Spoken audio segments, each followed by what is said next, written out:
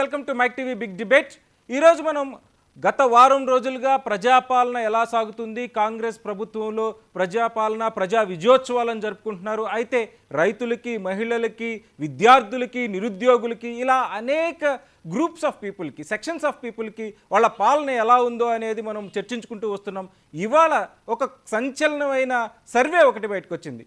ప్రజాపాలన వారోత్సవాలు లేదు విజయోత్సవాలు జరుపుకుంటున్న టైంలో గ్రాఫ్ పడిపోతుంది, కాంగ్రెస్ గ్రాఫ్ పడిపోతుంది అనే ఒక సంచలనమైన సర్వే ఓటా నుంచి బయటకు వచ్చింది. ఈ ఓటా CEO కంబాలపల్లి కృష్ణ గారు సీనియర్ జర్నలిస్ట్ మనతో ఉన్నారు. అసలు ఈ సర్వే ఎలా జరిగింది, అందులో సంచలనాత్మకమైన విషయాలు ఏమున్నాయి, ఏడాది పాలనలో ఎలా ఎవరెవరు ఏ సెక్షన్స్ ఆఫ్ ది పీపుల్ ఏమేమి ఆలోచిస్తున్నారు అనేది ఒక్కసారి అడిగి తెలుసుకుందాం. వెల్కమ్ కంబాలపల్లి కృష్ణ గారు. ఓటా సర్వే మీరు ఏ సెక్షన్స్ ఆఫ్ ది పీపుల్ని తీసుకున్నారు, ఎలా చేశారు అనే విషయాల్ని మాట్లాడుకునే ముందు అసలు మీరు ఇచ్చిన సర్వేలో ఏడాది పాలన గ్రాఫ్లో రేవంత్ రెడ్డి గారి కన్నా కేసీఆర్ గారి పాలన బాగుంది అని ప్రజలు చెప్పడం ఒక్క సంవత్సరంలోనే మళ్ళీ బ్యాక్ కేసీఆర్ గారి పాలనే బాగుంది. ఒకప్పుడు ప్రజలు దొరల పాలన లేదు గడీల పాలన, దాన్ని తిరస్కరిద్దాము, అది నియంతృత్వంగా ఉంది అని అనుకున్న ప్రజలే ఏడాదిలోపు కేసీఆర్ గారి పాలన బాగుంది అనే నిర్ణయానికి ఎలా వచ్చారు అని మీరు అనుకుంటున్నారు? అంటే ఒకటి, ప్రజలు ప్రతిదాన్ని కంపేర్ చేసి చూస్తున్నారు. మీకు ఇప్పుడు మనం 5వ ఫ్లోర్లో ఉన్నాము, నిన్నటి దాకా లిఫ్ట్ అలవాటు చేశారు, ఇవాళ మెట్లెక్కమన్నారు. ఎంత కష్టంగా ఉంటుంది. సో కేసీఆర్ అలవాటు చేసిన కొన్ని పథకాలకి ఈరోజు రేవంత్ రెడ్డి వాటిని కంటిన్యూ చేయకపోవడం వల్ల ఒక అన్వాంటెడ్ నెగిటివిటీ అనేది రేవంత్ రెడ్డి ప్రభుత్వం పైన, కాంగ్రెస్ ప్రభుత్వం పైన వచ్చింది. ఇది కోరుకున్న నెగిటివిటీ కాదు, తప్పులు చేస్తే వచ్చిన నెగిటివిటీ కూడా కాదు. అంటే నేను ఏదో స్కామ్ చేసి నా మీద నెగిటివ్ కాదు, లేదంటే ప్రజల సొమ్ము తింటే వచ్చిన నెగిటివిటీ కాదు. ఇది అన్వాంటెడ్ అన్నెసరీ నెగిటివిటీని కొని తెచ్చుకున్నది రేవంత్ రెడ్డి ప్రభుత్వం. అయితే దీనికి ప్రజల బాధ్యత కూడా ఉంటుంది. ఇప్పుడు ప్రజలకి 6 గ్యారంటీలు 5 అమలు చేసినా ఆ రోజు చేయలేదంటారు తప్ప అబ్బా 5 దేశాలు అబ్బా కష్టపడిన మాత్రం అనే పరిస్థితుల్లో ఈరోజు సమాజం లేదు. అలాంటి పరిస్థితుల్లో ప్రతిదాన్ని పోలిక చూడటం వల్ల నా షాదీ ముబారక్ లేదు, నా పెన్షన్లు పెరగలేదు, నా రైతు బంధు లేదు, నా బీసీ బంధు లేదు, అంటే ఇచ్చిన రుణమాఫీ లబ్ధి పొందిన వాడు ఆలోచించడు కదా, లేదు, ఆ చర్చ లేదు. మీరు ఇవాళ 9.5 ఏళ్లలో కేసీఆర్ చేయని రుణమాఫీని 3 విడతల్లో 21,000 కోట్లు పెట్టి రేవంత్ రెడ్డి చేస్తే దాని గురించి ఎవరు మాట్లాడలేదు. ఏం చేసిండయా, రైతు బంధు పైసలు ఆపి రుణమాఫీ చేసిండని మాట్లాడుతున్నారు. సో అంతే తప్ప రుణమాఫీని కష్టపడి ఈ కష్టకాలంలో కూడా ఇన్ని అప్పులు కట్టుకుంటూ డైరెక్ట్ మనీ ట్రాన్స్ఫర్ జరగలేదు కదా, అది బ్యాంకుల ఖాతాల్లోకి జమ అయ్యింది, అది బ్యాలెన్స్ అయ్యింది, డైరెక్ట్ గా రైతుకైతే డబ్బు రాలేదన్న విషయం. అంటే గత ప్రభుత్వంలో మీకు నెలవారికి ఇచ్చే పైసలు చేతిలో కలబడేది, సాయంత్రం వైన్ షాప్ లో పోయేది. ఇది ఇప్పుడు బ్యాంకు నుంచి బ్యాంకుల్లో సెటిల్మెంట్ అయింది కనుక చేతిలోకి జేబులోకి రూపాయి రాలేదు. కానీ దీన్ని గమనించిన వాళ్ళు కూడా ఉన్నారు. కానీ రేవంత్ రెడ్డి చేస్తే చేసిండ్రు, వన్ టైంలో రుణమాఫీ లేకుండా చేసిండ్రు, సాఫీగా జరిగిపోయిన వాళ్ళందరూ హ్యాపీగా ఉన్నారు. కానీ ఒక కుటుంబంలో కొడుకు భార్య పెళ్లి చేసుకొని రేషన్ కార్డు నుంచి పేరు తీసేసిన వాళ్ళు, లేదంటే 2 లక్షల పైగా అప్పుండి ఆ 50,000 కట్టడానికి బద్దకించి కట్టకుండా ఉన్న వాళ్ళు చాలా మంది పైన 50,000 20,000 కట్టలేదు, అది వడ్డీ ద్వారా పెరిగిన దాన్ని కట్టలేదు. కట్టకపోవడం లేదు, రుణమాఫీ కూడా అందరికీ జరగలేదనే ప్రచారం జరుగుతుంది. ఇప్పుడు రుణమాఫీ 100% చేసినామని ప్రభుత్వం కూడా చెప్పట్లేదు. కొన్ని సమస్యల వల్ల కొంతమందికి ఆగారు, ఆ ఆగిన వాళ్ళకు కూడా ప్రభుత్వ లెక్కల ప్రకారమే 42 లక్షలు, వీళ్ళు ఇప్పటి వరకు చేసింది 25 లక్షలు, అంటే ఇంకా 15-16 లక్షల మంది మిగిలే ఉన్నారు కదా. అందుకని దీంట్లో చాలా కండిషన్స్ ఉన్నాయి. ఏ ప్రభుత్వ స్కీమ్ అయినా అమలు చేయాలంటే గుడ్డిగా చేయలేదు. ఇప్పుడు ఇవాళ రేవంత్ రెడ్డి ప్రభుత్వం వచ్చాక ఏ స్కీమ్ అమలు కావాలన్నా ration card is the main key. Ration కార్డులు కేసీఆర్ ప్రభుత్వం కొత్తగా ఒకటి ఇవ్వలేదు, ఒక 10 రోజులు ఏదో ఓపెన్ చేశారు, ఆ తర్వాత ఇవ్వలేదు.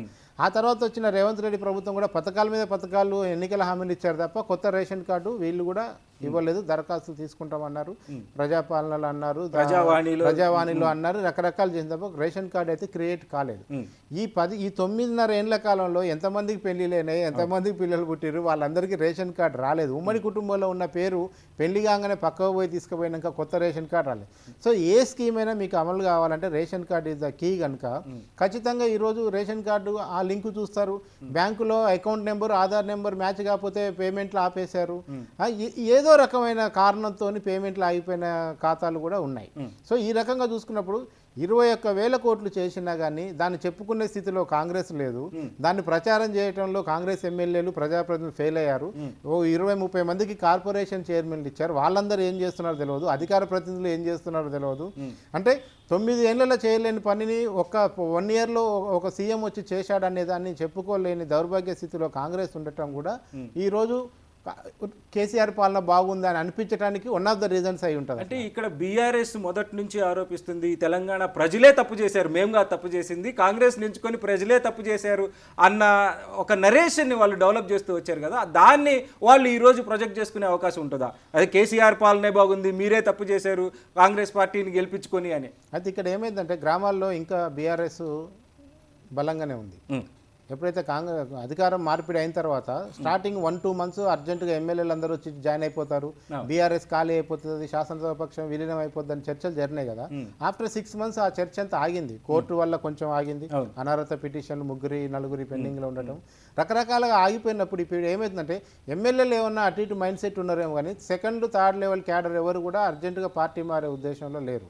సో దానివల్ల ఏమవుతుంది, ఒక బలమైన ప్రతిపక్షం 38 సీట్లు ఉన్న ప్రతిపక్షము, సోషల్ మీడియాను చాలా బలంగా వాడుతున్న ప్రతిపక్షం, ఇవాళ రేవంత్ రెడ్డి ఒక మాట అంటే 10 కౌంటర్ వీడియోలు పడుతుంది. అదే కేటీఆర్ అన్నదానికి కౌంటర్ వీడియో చేసేటోడే లేడు కాంగ్రెస్ పార్టీలో. మరి ఇవాళ వాళ్ళు సోషల్ మీడియాలో దారుణంగా విఫలమయ్యారు. సో మీకు ప్రజలకు ఇవాళ మనం ఏదో హైదరాబాద్లో కూర్చొని మాట్లాడుకోవడం కాదు, ఆదిలాబాద్ జిల్లా మారుమూలు ఉన్నాడు కూడా యూట్యూబ్ చూస్తున్నాడు, గవర్నమెంట్ మీద కామెంట్ వింటున్నాడు. మరి వానికి చేర్చే బాధ్యత కాంగ్రెస్ పార్టీలు ఎవరు తీసుకుంటున్నారు, ప్రభుత్వంలో ఎవరు తీసుకుంటున్నారు? ఇక్కడ కూర్చొని కొన్ని న్యూస్ ఛానల్లో పొద్దున్నే గంటల తరబడి మాట్లాడినంత మాత్రాన కామన్ మ్యాన్కి అది పోవట్లేదు. సో అందుకనే చేసిన మంచిని కూడా. మరి ఈ ప్రజాపాలన ప్రజా విజయోత్సవాల సందర్భంగా కాంగ్రెస్ పార్టీ అటు ఆదిలాబాద్ నుంచి ఇటు మహబూబ్ నగర్ వరకు మొన్ని ప్రాంతాల్లో పెద్ద పెద్ద బహిరంగ సభలు నిర్వహించుకుంటూ వస్తుంది కదా, దీని ఇంపాక్ట్ ఏమన్నా ప్రజలకు పడే అవకాశం ఉందా? అది కూడా లేదంటారు. ఇప్పుడు ప్రభుత్వం అన్నాక ఏ ప్రభుత్వం అయినా కొన్ని పారామీటర్లు అట్లాగే పనిచేస్తుందని నాకు ఈ 2 ప్రభుత్వాలు చూసినాక అర్థమైంది. ఒకటంటే జగన్ అన్ని సభలకు జనం వచ్చారు, ఓట్లు ఎన్ని వేశారండి, 11 సీట్లు ఇచ్చారు. జగన్ సభలు జనం లేక ఫెయిల్ అయిన సభ ఒకటి చూపిస్తారా నాకు? సో ఇవాళ ప్రభుత్వం పరిస్థితి కూడా అంతే. జనం రావటం అనేది రకరకాల వాళ్ళకి టార్గెట్లు ఉంటాయి. లోకల్ ఎమ్మెల్యే రేపు ఎంపీటీసీ కావాలనే వాడికి టార్గెట్ ఉంటుంది. అధికారులు కూడా తరలించు, అవన్నీ గవర్నమెంట్ సభలే కదా, చచ్చినట్టు ఏదో ఒక స్కీమ్లో ఉన్న వాళ్ళందరినీ ఆ సంఘం ఈ సంఘం అని తీసుకొస్తారు. సో అంటే ఈ సభలు పెట్టడం, 1 ఇయర్ సభలు పెట్టడం, కేసీఆర్ కూడా 10 ఏళ్ళు కాకముందే 10 ఏళ్ళ వేడుకలు చేసిండు, 9 ఏళ్ళ దశాబ్దం చేశాడు. అప్పుడు కూడా జనం బాగా వచ్చారు. మరి హ్యాట్రిక్ గ్యారంటీ వస్తుంది అనుకున్నారు, రాలేదు కదా. So there is no connectivity. అంటే జనంకి ప్రభుత్వం చెప్పే పథకాలు, ముచ్చట్లు, ఉపన్యాసాలు అన్నీ వింటే అసలు ఇంతకంటే గొప్ప ప్రభుత్వం ప్రపంచంలో లేదనిపిస్తుంది. కానీ అది ప్రాక్టికల్ అది కాదు. ప్రభుత్వ పథకాలు ఎంతవరకు రీచ్ అవుతున్నాయి? ఎందుకంటే ప్రాక్టికల్గా ఒక రైతు సమస్యని గ్రౌండ్ లెవెల్కి పోయినప్పుడే మనకు తెలుస్తుంది. మనం ఇక్కడ కూర్చొని అనొచ్చు, ఇప్పుడు ఆర్టీసీ బస్సు మహిళలకు అనేది అద్భుతమైన స్కీమ్ అని గవర్నమెంట్ చెప్తుంది. ఒక్కసారి ఒక బస్సు ఎక్కి దిగమనండి, ఎంతమంది ఆడోళ్ళు తిడుతున్నారో చూడండి. మగోళ్ళు తిట్టడం అనేది కామన్ అయిపోయింది, ఆడోళ్ళు కూడా తిడుతున్నారు. ఈ అనవసరంగా ఈ స్కీమ్ పెట్టారు, పైసలు ఉన్న ఆడోళ్ళు కూడా ఎక్కుతారని పేద మహిళలు తిడుతున్నారు. అంటే అక్కడ కూడా మళ్ళీ డివిజన్ వచ్చింది. అంటే డబ్బున్న ఆడోళ్ళకి ఏం పని, వాళ్ళు మంచిగా మామూలు బస్సులు ఎక్కి వెళ్ళిపోవచ్చు కదా, దీనికోసం నిలబడి ఎక్కి. అంటే ఇప్పుడు వరకు దగ్గర 3,900 కోట్లు పథకానికి ఆర్టీసీకి నేను చెల్లించానని ముఖ్యమంత్రి ప్రకటిస్తున్నారు. ఖచ్చితంగా చెల్లించి కూడా ఉండవచ్చు, దాంట్లో తప్పేం లేదు. అంతమంది ఉపయోగించుకున్నారు ఆ స్కీమ్ని. ఒక రంగా చూడంటే ఆ స్కీమ్ పట్ల నెగిటివ్ ఉండాల్సిన అవసరం కూడా లేదు. ఏ సంక్షేమ పథకానికైనా ఒక గ్రూప్ ఆఫ్ సెక్షన్ దాన్ని నెగిటివ్ ప్రచారం చేసే కార్యక్రమం నిరంతరం జరుగుతానే. అంటే ఇక్కడ పర్టికులర్గా ఏమైందంటే స్కీమ్ పెట్టారు, బస్సుల సంఖ్య పెంచలేదు. దాంతో ఏమవుతుంది, రోజు వచ్చే బస్సుల్లో 50 మంది ఎక్కే బస్సుని 80 మంది ఎక్కుతున్నారు. ఆటోమేటిక్గా 30 మంది మగవాళ్ళకి సీట్లు దొరకట్లేదు, వాళ్ళు ఆటోమేటిక్గా తీరుతున్నారు. ఈ ఆడోళ్ళకి ఏం పని లేదు, రోజు బస్సులు తీరుతున్నారు. సో ఇది మాట్లాడుకోవడానికి చాలా ఫన్నీగా ఉంటుంది, కానీ సీరియస్ ప్రాబ్లం. బస్సుల సంఖ్య పెంచకపోవటం కూడా మీరు ఓన్లీ స్కీములు పెట్టేసి పోండి. అందుకనే వాళ్ళు ఇచ్చిన లెక్కల ప్రకారమే 2023 డిసెంబర్ 9కి ముందు పర్ డే 46 లక్షల మంది జర్నీ చేసేవాళ్ళండి. ఇప్పుడు ఈరోజు ఆఫ్టర్ మహాలక్ష్మి స్కీము 58 లక్షల మంది జర్నీ చేస్తున్నారు. అంటే 12 లక్షలు రోజుకి పెరిగినప్పుడు అదే సంఖ్యలో బస్సులు కూడా పెరగాలి. లేవు బస్సులు లేవు. కొన్ని బస్సులు ఏదో ఎలక్ట్రిక్ బస్సులు వేసే ప్రయత్నం ఒకటి చేశారు. కొన్ని కొత్తలో ఆ స్కీమ్ వచ్చిన కొత్తలో కొన్ని బస్సులు తీసుకొచ్చారు, సిటీలో కొన్ని తిప్పుతున్నారు. ఎక్స్ప్రెస్ బస్సులు అనేవి కొంచెం ఎక్కువగా కనపడుతున్నాయి. హైవేల మీద పోయినప్పుడు ఎక్స్ప్రెస్ బస్సులు కనపడుతున్నాయి, కొంచెం డీలక్స్ కనపడుతున్నాయి. సో కొద్ది మేరకు ఒక ప్రయత్నం జరిగింది. సో ఖచ్చితంగా బస్సు స్కీమ్ అనేది మహిళలకు ఉండాల్సిందే. మా సర్వేలో వచ్చిందంటే కొంచెం ఎవరన్నా వేస్ట్ చేస్తారు అనుకుంటే సగం టికెట్ అన్న తీసుకోండి, కొంచెం తగ్గుతుంది అనేది ఒక సూచన వచ్చింది. రెండో సూచన ఏమో విద్యార్థులకు పెడితే బాగుండేదేమో, బస్సులో పోయి స్కూళ్ళకి కాలేజీలో పోయి విద్యార్థులకు మాత్రం పరిమితం చేస్తే ఖచ్చితంగా వాడు స్కూల్ పోవాలి కనుక వాడు మాత్రమే బస్సు ఎక్కుతాడు. ఇప్పుడైతే ఎవరు పడితే వాళ్ళు ఎక్కుతున్నారు, ఖాళీ ఉండి కూడా ఎక్కుతున్నారు, చాలా రీల్స్ మీమ్స్ వస్తున్నాయి కదా, అవన్నీ వచ్చే బాధ తప్పేదేమో అనిపిస్తుంది. తెలంగాణలో ఎవరి పరిపాలన బాగుంది అన్నప్పుడు ఇద్దరు ముఖ్యమంత్రులు మనకి ఇప్పుడు తెలంగాణను పరిపాలిస్తూ వచ్చారు. మొదటి ముఖ్యమంత్రి కేసీఆర్ గారు, రెండో ముఖ్యమంత్రిగా రేవంత్ రెడ్డి గారు ఉన్నప్పుడు మొదటి ముఖ్యమంత్రి కేసీఆర్ గారి పాలనకు 44% బాగుంది అని, రేవంత్ రెడ్డి గారి పాలనకు 35% మందే ఇప్పటికి ఒక సంవత్సరంలో ఎస్టిమేషన్ చేయడం ఎంతవరకు సమంజసం? అంటే ఆయన వచ్చిన తర్వాత ఆయన చెప్తున్నది ఏంటంటే, నాకు అప్పులు తీర్చుకోవడానికి, కేసీఆర్ మిగిల్చిన అప్పులు తీర్చుకోవడానికే నాకు ఈ టైం పట్టింది, నేను కొద్దిగా రివైవ్ అవనియండి, నాకు కొద్దిగా టైం ఇవ్వండి, మిగతా సంక్షేమ పథకాలు కూడా అన్నీ చేరవేస్తాను అంటున్నారు. ఖచ్చితంగా లాజికల్గా చూసినా ఏ రకంగా చూసినా 9.5 ఏళ్ల పరిపాలన ఒక సంవత్సరంతో పోల్చడం సైంటిఫిక్ కూడా కాదు. కాకపోతే 1 ఇయర్ అనేది ఒక బెంచ్ మార్క్ కనుక ఆ 1 ఇయర్ ఒక గవర్నమెంట్ యొక్క డైరెక్షన్ ఎటువైపు ఉంది, వాళ్ళ ఆబ్జెక్ట్ ఎటు ఉంది, వాళ్ళకి ఏదైనా టార్గెట్ ఉందా, వచ్చే 4 ఏళ్లలో ఏం చేయాలనుకుంటున్నారు, ఇట్లాంటివన్నీ గమనించాలంటే మనం ఈ 1 ఇయర్ బెంచ్ మార్కును పెట్టుకొని సర్వే చేయక తప్పలేదు. నిజానికి కేసీఆర్కి ఇచ్చినంత టైం రేవంత్ రెడ్డికి ఇస్తే ఏం చేస్తారు అనేది 10 ఏళ్ల తర్వాత మాట్లాడుకుంటే బాగానే ఉంటుంది, అప్పుడు కరెక్ట్ వస్తుంది. కానీ ఇవాళ వాస్తవానికి కూడా కేసీఆర్ చేసిన అప్పులకి వడ్డీలు కడుతున్న విషయం కూడా వాస్తవమే కదా. సరే, ఈయన 10,000 అంటే ఆయన 5,000 అనొచ్చు. ఆర్బీఐ చెప్పిన లెక్కలో ఏవో చెప్పి కేటీఆర్ గారు నిన్న చెప్తున్నారు, మేము చేసిన అప్పు 4 లక్షల కోట్లు అయితే 7 లక్షల కోట్లు అనేది చెప్తున్నారు, ఏదో లెక్క చెప్పారు. అది ఆర్బీఐ దగ్గర డేటా తెచ్చినామని చెప్తున్నారు. సరే, మీరు అప్పు చేసిన దానికి ఆయన వడ్డీలు కడుతున్న మాట వాస్తవమే, మీరు అప్పులు చేసింది వాస్తవమే. కానీ ఈరోజు నేను ఏమంటే 100 రూపాయలు ఉన్నప్పుడు 75 రూపాయలు ఖర్చు పెట్టడం ఈజీ, 25 రూపాయలు ఉన్నప్పుడు 100 రూపాయలు ఖర్చు పెట్టడం చాలా కష్టం. ఇవాళ రేవంత్ రెడ్డి పరిస్థితి సెకండ్ పరిస్థితి. ఆయన వీడికి వచ్చే రోజు ఇక్కడ ఏమేమి ఉందో తెలియకుండా హామీలు ఇచ్చి వచ్చారు, వచ్చిన తర్వాత ఇక్కడ ఏం కనపట్లేదు, వచ్చిన ఆదాయం అంతా కూడా వడ్డీల మీద వెళ్ళిపోతున్నది. సో అందుకనే రేవంత్ రెడ్డికి చేయాలన్నా కూడా ఆర్థిక సపోర్ట్ అనేది దొరకట్లేదు. పోనీ వీళ్ళు ఏమైనా మిస్యూజ్ చేసి ఆగం చేశారా అంటే ఇప్పటికిప్పుడు ఆ విషయాలు ఏవి బయటికి రావట్లేదు. సరే, ఇప్పటివరకు కొన్ని అప్పులు తెచ్చారు, ఆ అప్పులతోని మరి ప్రజలకు ఉపయోగపడే పథకాలు పెట్టారా, వీళ్ళ సొంత ప్రాజెక్టులకు ఏమైనా పెట్టుకున్నారా, మొబిలైజేషన్ అడ్వాన్సులు తీసుకున్నారా, ఆ విమర్శలు కూడా నడుస్తూనే ఉన్నాయి.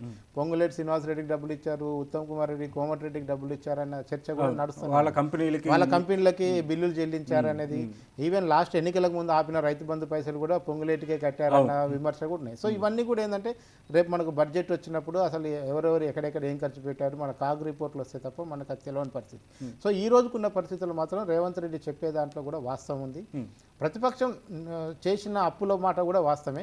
ఇందులో ఐరనీ ఏంటంటే సామాన్య మానవుడికి కూడా తెలుసు కేసీఆర్ తప్పులు చేస్తేనే మనం ఓడించామని. కేసీఆర్ ఏమి పెద్ద ఇది కాదు, ఆయన కూడా తిన్నా మనకు పెట్టిండనే ఆలోచన ఒకటి. మీ కీలకమైన క్వశ్చన్స్ లాస్ట్ లో ఉన్నాయి, అందులో నేను ఇంట్రెస్టింగ్ పాయింట్స్ చాలా ఉన్నాయి. రేవంత్ రెడ్డి గారు, ముఖ్యంగా రేవంత్ రెడ్డి గారి సోదరుల జోక్యం అని అంటే మేజర్గా మనం 2023 ఎన్నికల్లో బీఆర్ఎస్ పార్టీ ఓడిపోవడానికి కల్వకుంట్ల ఫ్యామిలీ అనే ఒక బ్రాండ్ ఎప్పుడైతే డెవలప్ అయిందో, ఒక కుటుంబం తెలంగాణ ఆస్తిని ధ్వంసం చేస్తుందనో లేదు తింటుందనో ఒక నరేటివ్ ప్రజల్లోకి వెళ్ళిపోయింది. మళ్ళీ ఇప్పుడు అదే తరహా ఇంకొక ఫ్యామిలీ డెవలప్ అవుతుంది అన్న విమర్శ బీఆర్ఎస్ నుంచి స్ట్రాంగ్గా ఉంది, అది ప్రజల్లో కూడా వెళ్ళినట్టు కనిపిస్తుంది. 45% మంది రేవంత్ రెడ్డి సోదరుల జోక్యం ప్రభుత్వంలో ఉంది అని నమ్ముతున్నారు అంటే ఇది ఆలోచించాల్సిన విషయం. అంటే ఒకటేమో ఫస్ట్ హైడ్రా రేవంత్ వాళ్ళ బ్రదర్ ఇంటికి పోయి ఆగిపోయింది, లగచర్ల విషయంలో కూడా కలెక్టర్ బయటకు వచ్చి రేవంత్ రెడ్డి సోదరుని లోపలికి తీసుకెళ్లాడనే విషయం, ఆ ఇన్వాల్వ్మెంట్. హైడ్రా బాధితులందరూ కూడా రేవంత్ రెడ్డి సోదరు ఇంట్లోనే రంగనాథన్ కూర్చోబెట్టుకుని సెటిల్మెంట్లు చేసుకున్నారు అనేది కూడా ఉన్నది. సో ఆయన ఇంటికి మాత్రం కూలగొట్టకుండా ఆయనకు మాత్రం నోటీస్ ఇచ్చారు. యుఎస్ నుంచి పెట్టుబడులు తెస్తున్న ఒక కంపెనీ ఆల్రెడీ హైదరాబాద్ అడ్రస్ ఉంది, అది రేవంత్ రెడ్డి సోదరుది అనేది ఒకటి వచ్చింది. ఇవన్నీ రోజు రోజుకు ఒక్కొక్కటి విషయం వాళ్ళ బ్రదర్స్ యొక్క, ఈవెన్ మహబూబ్నగర్ జిల్లా మొత్తం ముఖ్యంగా కొడంగల్లో అయితే ప్రతిదీ కూడా వాళ్ళ కనుసైగతో నడుస్తుంది. గత ప్రభుత్వంలో కూడా అతిశయోక్తిగా చెప్పొచ్చు. గత ప్రభుత్వంలో మనకు కనపడ్డది, సంతోష్ కుమార్ ఏం చేసిండు, కవిత ఏం చేసింది, ఇప్పటికీ రేవంత్ రెడ్డి ప్రతి స్పీచ్ లో ఒకటే కుటుంబం నుంచి 4 ఉద్యోగాలు మేము పీకేసినామని అంటున్నారు కదా, మరి నీ కుటుంబంలో ఇక్కడ ఏంటంటే ఇక్కడ ఎమ్మెల్యేలు ఎంపీలు కాలేదు, ఎమ్మెల్సీలు కాలేదు, కార్పొరేషన్ చైర్మన్, కానీ ప్రభుత్వంలో ఏం కాకుండానే జోక్యం జరుగుతుంది. ఇది కొంచెం ఏంటంటే ఇంకా గుణాత్మకంగా మనకు మెటీరియలైజ్ ఎప్పుడు కనపడుతుంది అంటే ఇంకో కొంతకాలం ఆగిన తర్వాత, ఇంకొక 1 ఇయర్ చూసిన తర్వాత అసలు ఈ సోదరులు ఏ స్థాయిలో ఉన్నారు, ఎక్కడెక్కడికి వరకు పాకారు అనేది ఇప్పుడిప్పుడే బయటకు వస్తున్న అంశాలు. సో ఈ హైడ్రా మూసి అనేది ముందుకు పోయిన తర్వాత సోదరుల జోక్యం ఏడదానికి వచ్చింది అనేది కూడా మనకు అర్థమవుతుంది. అంటే ఇక్కడ నాకు అర్థం కాని విషయం ఏంటంటే జనరల్గా కాంగ్రెస్ పార్టీలో అనేక మంది ఉంటారు, కానీ ఒక కుటుంబం పరిపాలనలాగా అది మారగలిగిన స్థాయి కాంగ్రెస్ పార్టీలో ఉంటుందా? ఎందుకు మీకు ఈ పరిస్థితి వచ్చిందంటే ఇలా కాంగ్రెస్కి అధికారం వచ్చిందే రేవంత్ రెడ్డి వల్ల. అది ఎవరు ఒప్పుకున్నా ఒప్పుకోకపోయినా, నచ్చినా నచ్చకపోయినా 4 సంవత్సరాలు. కానీ మీ సర్వేలోనే ఒక క్వశ్చన్ ఉంది, కేసీఆర్కి కాదని మేము కాంగ్రెస్ పార్టీకి ఓటేసాం కానీ రేవంత్ రెడ్డిని చూసి ఓటేయలేదు అని అన్నారు కదా. కానీ ఇవాళ కాంగ్రెస్ పార్టీకి అధికారం తీసుకొచ్చిన దాంట్లో రేవంత్ రెడ్డి పాత్ర అందరికంటే మేజర్ షేర్. అసలు మీకు పౌర సంఘాలు పనిచేసినాయి, ప్రజా సంఘాలు పనిచేసినాయి, కాంగ్రెస్ పార్టీ నాయకులు ఎక్కడ పనిచేశారు రేపు మొన్నటి ఎన్నికల్లో? అంటే ఇది యాంటీ బీఆర్ఎస్ మూవ్మెంటే తప్ప పాజిటివ్ కాంగ్రెస్ కాదు. అందుకనే ఆ కామెంట్ వచ్చింది. మేము రేవంత్ కోటే లేదు, కేసీఆర్ లాస్ట్ 2 సంవత్సరాలు మా మీద నిర్బంధం పెట్టి పోలీసు రాజ్యం తెచ్చాడు, ఈయన మళ్ళీ గెలిస్తే బతకనిసలేదన్న భయానికి ఓటేసాం తప్ప రేవంత్ రెడ్డి సీఎం కావాలని మేము ఎందుకు ఓటేస్తామని చెప్తాం. మీరు ఇంకోటి చూడండి, అసలు కాంగ్రెస్ పార్టీలో వీల్ చైర్లో తీసుకుపోయిన సీఎం సీట్లో కూర్చోబెట్టే పరిస్థితిలో ఒక యంగ్ డైనమిక్ లీడర్కి 4 ఏళ్లలో సీఎం పదవి ఇవ్వటం అనేది కూడా రాహుల్ గాంధీ వచ్చిన తర్వాత జరిగిన అతిపెద్ద మార్పు. సో 4 ఏళ్లలోనే వర్కింగ్ ప్రెసిడెంట్ అయిండు, సీఎం అయిన 6 నెలల దాకా ప్రెసిడెంట్గా కొనసాగలిగిన ఏకైక వ్యక్తి రేవంత్ రెడ్డి. ఆ ఇన్ఫ్లుయెన్స్ పార్టీ మీద ఉన్నది, పార్టీ అవసరం ఆయనకున్నది. నేను బాగా ఒక ఆఫ్ ది రికార్డ్ ఒక కామెంట్ విన్నాను, ఎందుకు రేవంత్ రెడ్డిని భరిస్తున్నారు, ఎందుకు అంత ఇంపార్టెన్స్ ఇస్తున్నారని. ఒక తెలంగాణ నుంచి పోయిన ఒక ముఖ్యమైన ఒక వ్యక్తి, సామాజిక వ్యక్తి పోయి రాహుల్ గాంధీని అడిగితే ఇంకెవరు నమ్ముకున్న కేసీఆర్ కోవట్లే తేలుతున్నారు, జర ఈయన ఒక్కడే జర కొంచెం కసితో ఉన్నాడు, తనను అరెస్ట్ చేసిన కసితో ఉన్నాడు, అందుకే ఆయనని మేము కొనసాగించాల్సి వస్తుందని చెప్పారు. అంటే ఈ ప్రభుత్వం, ఈ ప్రతిపక్షం మీద కసిగా మాట్లాడగలిగిన వాయిస్ ఉన్న వ్యక్తి కానీ, ఈ పార్టీని అధికారంలో తీసుకురాగలిగిన స్టామినా ఉన్న వ్యక్తి కానీ, 4 డబ్బులు పోగలిగిన వ్యక్తి కానీ, 4 మనుషులు పోగలిగిన వ్యక్తి కానీ, నేను ఒక్కటే అడుగుతా, రేవంత్ రెడ్డిని పక్కన పెట్టి కింద ఉన్న టాప్ ఆర్డర్లో ఒక 4గురిని సీఎం కింద మాట్లాడవానండి, వాళ్ళ స్పీచ్లు ఎంతమంది వింటారో చెప్పండి. అంటే ఇంట్రెస్టింగ్గా మీ సర్వేలో నాకు ఆ పాయింట్ ఎక్కడ కనపడలే, కాంగ్రెస్లో రేవంత్ రెడ్డి కాకుండా ఇంకెవరినన్నా ముఖ్యమంత్రిని ఇవ్వగలరా అనే క్వశ్చన్ మీరు. అంటే ప్రభుత్వాన్ని మార్చాల్సిన అవసరం లేదు, రేవంత్ రెడ్డి కొనసాగుతారని 60% పైగా మనకు రిజల్ట్ వచ్చింది. సో మన క్వశ్చన్ ఇది ఎరైజే కాలేదు. అంటే మళ్ళీ రేవంత్ రెడ్డి మారిస్తే ఎవరు? బీఆర్ఎస్ ఒక పక్క కంటిన్యూస్ గా నీ సీటు కింద 3 కాళ్ళు ఏదో ఒక కాళ్ళు నీది లాగబోతుంది అనే ప్రచారం కూడా చేస్తుంది కదా. ఒక పక్క పొంగులేటి, ఇంకో పక్క ఉత్తమ్ కుమార్ రెడ్డి, ఇంకో పక్క బట్టి, ముగ్గురు కాసుకొని కూర్చున్నారు నీ సీట్ కోసం అని. అయితే జనం ఏం చెప్తున్నారంటే ఇవాళ రేవంత్ రెడ్డి కనుక మార్చి ఏదన్నా ప్రయోగం కాంగ్రెస్ పార్టీ చేస్తే మళ్ళీ మధ్యంతర ఎన్నికలే తప్ప కాంగ్రెస్ ప్రభుత్వం ఇంకో ముఖ్యమంత్రి ఆధ్వర్యంలో ఈ రాష్ట్రంలో కొనసాగే అవకాశం లేదనేది జనం క్లారిటీగా ఉన్నారు. అంటే ముఖ్యమంత్రిని మార్పు చేస్తే అది మొత్తం కాంగ్రెస్ పార్టీకే ఎసరు వస్తుంది, ప్రభుత్వానికే ఎసరు వస్తుంది తప్ప అప్పట్లాగా జనార్దన్ రెడ్డిని తీసి ఆయనను పెట్టి కోట్లను తీసి ఈయనని పెట్టినట్టు 5 సంవత్సరాల్లో ముగ్గురు మార్చే అవకాశం లేదు. రాజశేఖర రెడ్డి చచ్చిపోయినా కూడా 2 మార్చారు. సో అట్లాంటి పరిస్థితి ఇప్పుడు ఉండదు కనుక హైకమాండ్ కూడా అలాంటి సాహసం చేస్తుందని నేను అనుకోను. అలాంటి పరిస్థితి వస్తే అసలు రేవంత్ రెడ్డి పార్టీలో ఉంటారో లేదనేది కూడా ఒక డౌట్. అది ఇంకొక ఇంట్రెస్టింగ్ కామెంట్, ప్రభుత్వ అధికారులు కీలక పోస్టుల్లోనే బీఆర్ఎస్లో ఉన్న వాళ్ళే మళ్ళీ ఇంకా కొనసాగుతున్నారు అనేది, అంటే అది ప్రభుత్వానికి మంచి పరిణామం కాదు అనేది ఒక అభిప్రాయం. అప్పుడు మనకి అనవసరం వాళ్ళు కొనసాగకూడదు అనే ప్రజలు చెప్తున్నారు. అంటే వీళ్ళకి ఆప్షన్ లేక వాళ్ళనే కొనసాగిస్తున్నారా, లేకపోతే అది నిజంగా రాజకీయాలని ఏమాత్రం కామన్ సెన్స్ ఆలోచించే వాళ్ళకి కూడా అంతుబట్టిన అంశం ఏంటంటే, ఒక ప్రభుత్వం వచ్చిన 1 year వరకు చీఫ్ సెక్రటరీ మారకపోవడం అనేది పెద్ద అంశం. మరి అంత పరిపాలనాపరమైన అంత పట్టు చీఫ్ సెక్రటరీకి ఉందా? ఆమె అక్కడి నుంచి కదిలితే ఈ ప్రభుత్వం అంత డిస్టర్బ్ అవుతుందని సీఎం భయపడుతుందా? నాకైతే అర్థం కాలేదు, జనానికి కూడా అర్థం కాలేదు. రెండోది, మీరు ఎవరి మీద కంప్లైంట్ చేశారు? రేవంత్ రెడ్డి గారు డీజీపీ మహేందర్ రెడ్డి నా ఫోన్ ఎత్తట్లేదు అన్నారు. గెలవంగానే తీసుకొచ్చి మహేందర్ రెడ్డిని టీజీపీసీ చైర్మన్ చేసుకున్నారు. మీరు ధర్నికి లింకులో ఉన్న నవీన్ మిట్టల్ని 100 బూతులు తిట్టారు, తీసుకొచ్చి ఆయనను కంటిన్యూ చేస్తున్నారు. ఐటీలో ఉన్న జయేష్ రంజన్ మీద 100 విమర్శలు చేశారు, ఇవాళ కూడా ఆయనే కొనసాగుతున్నాడు. మరి ఏంటి మీరు తెచ్చిన మార్పు ఎక్కడ? జనం అదే కోరుతున్నారు. నువ్వు మార్పు అంటే కదా నీకు ఓటేసింది, అదే పాత మనుషులను పెట్టుకొని నువ్వు ఏం మార్పు సాధిస్తావు? రాజకీయ మార్పు మాత్రమే జరిగింది, అడ్మినిస్ట్రేషన్ మార్పు జరగలేదు. రాజకీయ మార్పు కూడా బొటాబొట్టితోనే జరిగింది కదా. 94 రాలే, 64 వచ్చినాయి. నీకు 94 వస్తే అది బ్రహ్మాండమైన రాజకీయమైన మార్పు అయ్యేది. సో నువ్వు బార్డర్లో పాస్ అయ్యి బార్డర్లో పాస్ అయ్యి కూడా పాత మనుషుల్ని పెట్టుకొని ఇంకా పరిపాలన చేయటం అంటే అది ఏం సిగ్నల్ ఇస్తున్నారు మీరు అనేది ఇంక్లూడింగ్ కాంగ్రెస్ పార్టీ వాళ్ళు కూడా ఆశ్చర్యపోతారు. పార్టీలు మావాడు ఎందుకో ఇంకా అలానే పట్టుకొని ఎలాడుతున్నాడు ఎన్ని రోజులు. ఈవెన్ ప్రజలు కూడా అనవసరం ఇంకా వీళ్ళు కొనసాగడం అని చెప్పడం అనేది చాలా ఆశ్చర్యకరమైన విషయం. ఎందుకంటే వాళ్ళు కూడా నమ్ముతున్నారు. ఎందుకంటే మీకు అసైన్ భూములన్నీ ఎవరి పోయినాయి, దళితులు అయిపోయినాయి, ఎస్టీలు అయిపోయినాయి. ఆ భూములు వెనకకు వస్తాయని కదా కొత్త ఆఫీసర్ వస్తే, కొత్త సీఎం వస్తాయి, కొత్త సీఎం పాత ఆఫీసర్ ఇద్దరు కలిసి మళ్ళీ అదే కంటిన్యూ చేస్తారు. అంటే దీన్ని బట్టి మనకి రేవంత్ రెడ్డి గారికి అనుభవం లేని ముఖ్యమంత్రి అని కొంత ఫస్ట్లో వచ్చినట్లు ఈ అడ్మినిస్ట్రేషన్ మీద పట్టు ఇంకా రాలేదు అని మనం అనుకోవచ్చా? కానీ రేవంత్ రెడ్డి పొలిటికల్ స్టామినా కానీ ఆయన వ్యూహం కానీ ఎత్తుగడలు కానీ చూసినప్పుడు ఆయనకి ఈ పరిపాలన చేయటం పెద్ద కష్టం కాదని నేను అనుకున్నా. నేను ఒక 2013లో అనుకుంటా రేవంత్ రెడ్డిని ఇంటర్వ్యూ చేసినప్పుడు నాకు ఒక మాట చెప్పాను, నాకు ఎప్పుడు గుర్తుంటుంది. కృష్ణ, నేను నిన్నటి వరకు 5,000 మందిలో ఒకరిని, మొన్నటి వరకు 5,000 మందిలో ఒకరిని, నిన్న 500 మందిలో ఒకరిని, ఇవాళ 50 మందిలో ఒకరిని, రేపు 5 మందిలో ఒకరినైతా. ఈ 5 నుంచి ఒకటి పోవడానికి నాకు 1 ఇయర్ పట్టదు చూడు నువ్వు అన్నాడు. అంటే ఆయనకు విజన్ అప్పటి నుంచే ఉంది, టాప్ 5లోంచి టాప్ 1కి చేరాలనేది. అంత విజన్తో పనిచేసి పార్టీలు మారి టీడీపీ నుంచి ఎలాంటి గొడవ లేకుండా చంద్రబాబుతో హ్యాపీగా విడాకులు తీసుకొని బయటకు వచ్చి ఎంతో ప్రశాంతంగా కాంగ్రెస్లో చేరి, సరే కాంగ్రెస్కి వచ్చినాక ఇబ్బందులు పడ్డాడు, అది వేరే విషయం.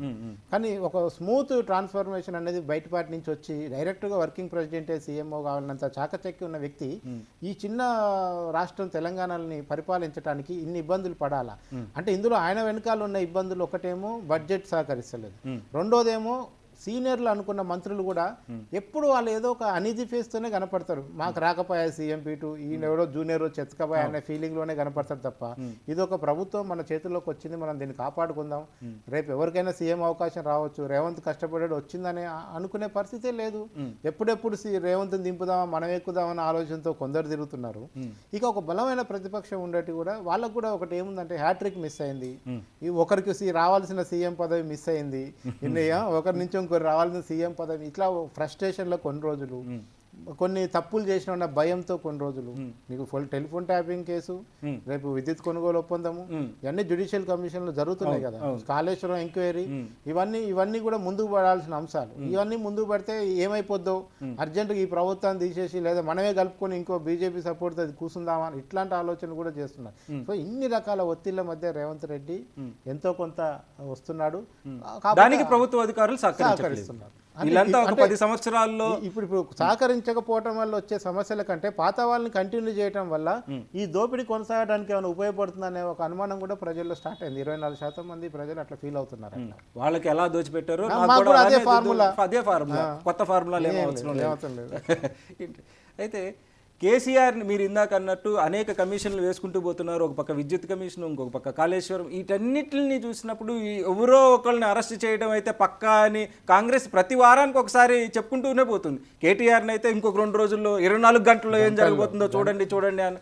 కానీ కేసీఆర్ని కేటీఆర్ని అరెస్ట్ చేసే దమ్ము రేవంత్ రెడ్డికి లేదు అని ప్రజలు అనుకుంటున్నారు. అది జనంకి తెలియని అంశం ఏంటంటే రాజకీయ కక్షలాగా అరెస్ట్ చేయాలని జనం కోరుకుంటున్నారు. అసలు ఇన్ని రోజులు ఎందుకు వెయిట్ చేస్తుండు? రేవంత్ రెడ్డి బిడ్డ బిల్లికి లేకుండా చేసిండు కదా, రాగానే లోపటేయాలి కదా అని జనం మాట్లాడుతారు. ఎందుకు వేయలేదు అనే విషయం ఆయన ఏం చేస్తుండో లీగల్గా పోతున్నాడు. ఏదైనా ఒక కమిషన్ ఎంక్వైరీలో వీళ్ళది బట్టబయలు అయితే దాన్ని లీగల్గా వాళ్ళ మీద ఎఫ్ఐఆర్ చేయించి సిబిఐ ద్వారా సిఐడి ద్వారా అరెస్ట్ చేయించాలన్న ప్లాన్లో రేవంత్ రెడ్డి కనపడుతుంది. రాజకీయంగా వేధించాలంటే ఎంతసేపు అండి, ఒక్క నైట్ అయినా జైలు ఉంచవచ్చు కావాలనుకుంటే. కేసీఆర్ని కేటీఆర్ని హరీష్ రావుని అరెస్ట్ చేయడం పెద్ద కష్టమైన విషయం కాదు. ఆ అరెస్ట్ వార్త 4 రోజులు సంచలనంగా మారుతుంది, మళ్ళీ తర్వాత చల్లారిపోతుంది. కానీ లీగల్ గా ఎక్కడ వాళ్ళు ఎట్లా ఫ్రేమ్ చేయాలనేది చూస్తున్నారు, ఎక్కడెక్కడ దొరుకుతారనే అంశాలపైన పరిశీలన చేసినట్టు కనపడుతుంది. కానీ జనానికి అవన్నీ పట్టవు కదా. ఒక సంవత్సరంలో అరెస్ట్ చేయలేదంటే ఈ దగ్గర దమ్ము లేదా? రేవంత్ రెడ్డి నిన్ను తీసుకుపోయి ఉత్తి పుణ్యానికి వేసింది కదా, నువ్వు ఒక్క రోజైనా ఎవరిని అరెస్ట్ చేయకపోతే. అందుకే ఇక్కడ మనం రాజీ పడ్డారా అనే అంశం కూడా వచ్చింది. అంటే ఓకే, మీరు నన్ను ఓటుకు నోటు కేసులో నన్ను టచ్ చేయొద్దు, నేను మిమ్మల్ని టచ్ చేయను, ఇదేమన్నా మళ్ళీ ఒప్పందం ఉందా అనే పరిస్థితిలో కూడా జనం మాట్లాడుకుంటున్నారు. అట్లా అంటే ఆ కోణం కూడా జనం ఆలోచిస్తున్నారు. రాజీ కుదిరింది అనే అంశం, అంటే రాజీ పడ్డారు వీళ్ళేమి ఒకరి మీద. ఇక పొలిటీషియన్స్ అంటేనే మీరు అధికారంలోకి వచ్చినప్పుడు కామ్గా ఉండాలి, ఇట్లాంటి కొన్ని ఒప్పందాల మీద ప్రభుత్వాలు నడుస్తుంటాయి కదా, ఏదో జనం కోసం కొన్ని మీడియాలో మాట్లాడతారు తప్ప లోపల మళ్ళీ రాత్రిపూట కలుస్తారు, ఫైళ్ళు తీసుకుంటారు. మొన్న హరీష్ రావు చెప్తుంది కదా, రేవంత్ ఎన్నిసార్లు నా దగ్గర రాలేదు నువ్వు అని ఆయన చెప్తుండే, ఈయన హరీష్ రావు గారు నీ సంగతి నాకు తెలియదు ఈయన అంటుండే. ఈ సంగతులన్నీ మనకు తెలియదు, వాళ్ళందరికీ బాగానే తెలుసు. అట్లా ఇక్కడ ఇంకొక విషయం ఏంటి అంటే మూసీ ప్రక్షాళన అవసరమే అని ఎక్కువ మంది భావించిన మూసీ ప్రక్షాళన ఆయన జేబు నింపుకోవటానికని చాలా మంది భావిస్తున్నారని మీకు 16% వచ్చింది వ్యాపారం కోసం, వ్యాపారాలు చేయడం కోసం. అంటే అది మీకు ఎప్పుడైతే మూసి అటువైపు ఇటువైపు కమర్షియల్ కాంప్లెక్స్లు వస్తాయి, అక్కడ గేమింగ్ జోన్స్ వస్తాయి, ఇట్లాంటివి వస్తాయి అనుకున్నప్పుడు అప్పుడు సడన్గా అందరికీ వచ్చిన ఆలోచన అంటే ఇవన్నీ కూడా వాళ్ళ మనుషులకే కాంట్రాక్ట్లు పోతాయని. ఇప్పుడు నెక్లెస్ రోడ్ కాడ పెట్టిన కంపెనీలు గతంలో పనిచేసిన మంత్రులకు సంబంధించిన వాళ్ళే కదా ఆడ ఉన్న గేమింగ్ జోన్లన్నీ. సో ఇట్లా కూడా మూసి చుట్టుపక్కల కూడా అధికారం వాళ్ళకు ఉంటుంది కనుక వాళ్ళకి తనకు సంబంధించిన మనుషులు. కీలకమైన ప్రశ్నలని లాస్ట్లో ఉన్న దాంట్లో ఒకటి ఉంది, అంటే ఏంటి కేసీఆర్కి కాళేశ్వరం ఎలాగో రేవంత్ రెడ్డికి మూసీ అలాగా అనేది. అంటే అదే ఇప్పుడు అంటే మూసీ మీద ఎంత ఖర్చు పెడతారు, ఎక్కడి నుంచి ఫండ్స్ తెస్తారు ఏంది అనేది, దాంట్లో ఎంత గోల్మాల్ జరుగుతుంది ఏంది అనేది అది రాను ఇంతవరకు అది డిపిఆర్ఏ సరిగా కాలేదు. దాని మీద వాళ్ళు అది చెప్తాం, మేము ఇప్పటివరకు ఖర్చు పెట్టింది 100 కోట్లు కూడా లేదు దాని మీద, మీరు ఇప్పటి నుంచే మమ్మల్ని బదనాం చేస్తున్నారని కూడా మాట్లాడుతున్నారు. మనము ఒక విషయం ఆలోచిస్తే ఇప్పుడు భారతదేశ వ్యాప్తంగా జరుగుతున్న ఒక చర్చనీయ అంశం ఏంటంటే 2026లో డీలిమిటేషన్స్ అయ్యి 1 నేషన్ 1 ఎలక్షన్స్ తీసుకొచ్చే అవకాశం ఉంది అని. మరి రేవంత్ రెడ్డి లాంగ్ టర్మ్ గోల్లు ఎక్కువ పెట్టుకున్నాం, 3 సంవత్సరాల్లో ఈ ఒకవేళ ఎలక్షన్స్ వస్తే ఆయనకి ప్రమాదం కూడా జరిగే అవకాశం ఉంటుంది. మరి లాంగ్ టర్మ్ గోల్లు పెట్టుకొని మూసీ అంటాడు, ఇంటిగ్రేటెడ్ స్కూల్స్ అంటాడు, 4th సిటీ అంటే ఇవన్నీ వర్కౌట్ అయ్యే విధానం. ఇందులో ఇంకొక రాజకీయ కోణం కూడా ఉంది. ఇవాళ మూసీని ముట్టుకున్నా, హైడ్రాన్ ముట్టుకున్నా, జంటనగర్ గ్రేటర్ హైదరాబాద్లో ఉన్న ఎమ్మెల్యేలను భయపెట్టడానికి అన్న ఒక సెకండ్ యాంగిల్ కూడా దీంట్లో ఉంది. సో ఈ మెజారిటీ టీఆర్ఎస్ ఎమ్మెల్యేలు గెలిచారు కనుక వీటన్నిటి ముట్టుకుంటే ఈ కన్స్ట్రక్షన్స్ వెనకాల అందరూ వీళ్ళే ఉంటారు, వాళ్ళ దగ్గర లంచాలు తీసుకొని ఉంటారు. అందుకని రియల్ ఎస్టేట్ వ్యాపారులు అందరూ పోయి స్థానిక ఎమ్మెల్యే మీద ఒత్తిడి చేస్తారు, అయ్యా మా ఇండ్లు మా పోయేటట్టున్నాయి, నువ్వు పోయి కాంగ్రెస్ పార్టీకి సరెండర్ అయితే మనం బతుకుతాం అని చెప్పి ఎమ్మెల్యే మీద ఒత్తిడి వస్తుందని ఒక ఎక్స్పెక్టేషన్ చేసినట్టు. అది కొంతమంది ఎమ్మెల్యేల దగ్గర వర్కౌట్ అయింది, కొంతమంది దగ్గర కాలేదు. ఈలోపు కోర్టు తీర్పులు, ఈ మధ్య కోర్టు ఖచ్చితంగా 3 నెలల్లో తేల్చాలని లేదన్న రూల్ కూడా ఇచ్చింది కనుక మళ్ళీ కొంచెం ఉపశమనం వచ్చిండొచ్చు. ఏమైనా రేపు సర్పంచ్ ఎన్నికల నాటికి, జిహెచ్ఎంసీ ఎన్నికల నాటికి గ్రేటర్ హైదరాబాద్లో ఉన్న ఎమ్మెల్యేలు ఎటో వైపు ఉండటానికైతే నిర్ణయం తీసుకోవాల్సిన అవసరం వస్తుంది. ఇంకో ఇంట్రెస్టింగ్ అంటే జనరల్గా సర్పంచ్ ఎన్నికలు, స్థానిక సంస్థ ఎన్నికలు ప్రభుత్వంలో అధికారంలో ఉన్న వాళ్ళకే ఎక్కువ వైపు మొగ్గు ఉంటుంది. కానీ బీఆర్ఎస్ పార్లమెంటు ఎన్నికల్లో రీసెంట్గా జరిగిన లోక్సభ ఎన్నికల్లో 0 సీట్లు వచ్చిన, ఇంకా మీరు మొదటగానే చెప్పినట్టు బీఆర్ఎస్ ఇంకా స్ట్రాంగ్గానే ఉంది గ్రౌండ్ లెవెల్లో.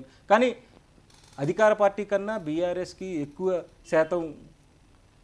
దీనికి కూడా బేసిక్ రీజన్ ఏంటంటే రేపు మీరు వీళ్ళందరూ గెలిచిన తర్వాత కూడా మళ్ళీ వీళ్ళు టీఆర్ఎస్లో ఏమి ఉండరు, అల్టిమేట్గా కాంగ్రెస్కి పోతారు. ఎమ్మెల్యే కనుక కాంగ్రెస్ పార్టీ ఉన్న చోట ఖచ్చితంగా బీఆర్ఎస్లో గెలిచిన సర్పంచులు, ప్రజాప్రతినిధులు అందరూ మళ్ళీ ఎమ్మెల్యే చుట్టూ చేరుతారు.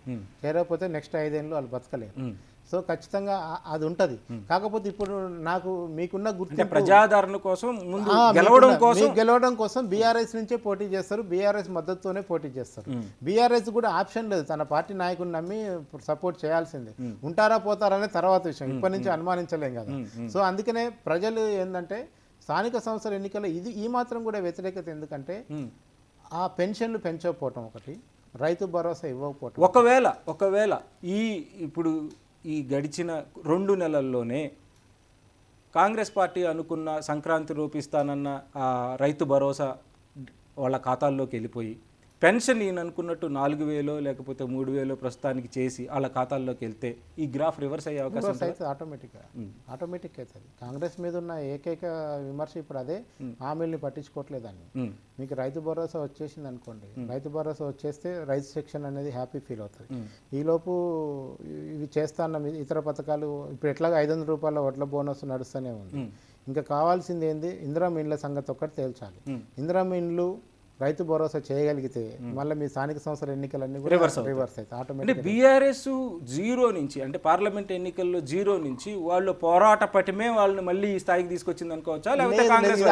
లేదు, ఒకటి కాంగ్రెస్ వైఫల్యము కొంత ఉంది. రెండోది ఆల్రెడీ బీఆర్ఎస్ నాయకులు గ్రామాల్లో బలంగా ఉన్నారు గడిచిన 9 ఏళ్లలో అధికారం ఉండటం వల్ల. ఫైనాన్షియల్ గా కేటీఆర్ గారు, హరీష్ రావు గారు చేస్తున్న తిరుగుబాటు కాదు, ఫైనాన్షియల్ గా వాళ్ళు బలం పడ్డారు. ఈ 9 ఏళ్లలో బీఆర్ఎస్ అధికారం ఉండటం వల్ల ఫైనాన్షియల్గా బలపడ్డారు, కాంగ్రెస్ పార్టీకి నిధులు లేకుండా చేయగలిగారు.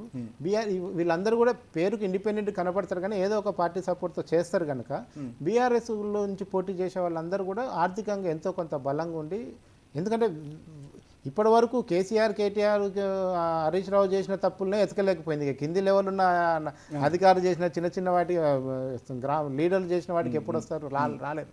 అందుకనే రేపటి ఎన్నికల్లో ఎంతో కొంత బలంగా కనిపిస్తుంది బీఆర్ఎస్ పార్టీ. ఇందులో కాంగ్రెస్ పార్టీ వైఫల్యం కూడా ఏంటంటే ఒక ఎమ్మెల్యే తన నియోజకవర్గంలో అమలవుతున్న స్కీమ్స్ని ఇప్పటివరకు పరిశీలించకపోవటం, దాని మీద ఒక రిపోర్ట్ రిలీజ్ చేయకపోవటం. 1 year అయింది, ప్రభుత్వం మొత్తాన్ని ఓవరాల్గా ప్రతి డిపార్ట్మెంట్ రివ్యూ చేసి పెడుతున్నారు తప్ప ఎమ్మెల్యేలు ఎక్కడ స్కాన్ చేశారు, మీ నియోజకవర్గంలో ఎంతమందికి ఏ స్కీమ్ వచ్చింది, ఏమొచ్చింది, ఏం రాలేదు, ఏం బాధ ఉంది, ఏంది అనేది ప్రజావాణిలో వచ్చి అప్లికేషన్ పడేస్తున్నారు తప్ప ఏ ఎమ్మెల్యే కూర్చొని, ఎందుకంటే 30 మంది కార్పొరేషన్ చైర్మన్లు ఇచ్చారు, ఏం చేస్తున్నారు నాకు అర్థం కాదు. ఎమ్మెల్సీలు ఏం చేస్తున్నారు, పార్టీ అధికార ప్రతినిధులు ఏం చేస్తున్నారు, వీళ్ళందరూ కాంగ్రెస్ పార్టీ 1 year వేడుకల్లో అదే ప్రోటోకాల్ ప్రకారం వచ్చి డయాస్ మీద కూర్చోవడం తప్ప ప్రజల దగ్గర నియోజకవర్గంలో జనాన్ని పిలిపించుకొని నీకేమైనా కష్టమైందా నష్టమైందని అడగకపోతే కనుక రేపు వచ్చే 4 ఏళ్ళలో చాలా ఇబ్బందికర పరిస్థితి ఉంటుంది.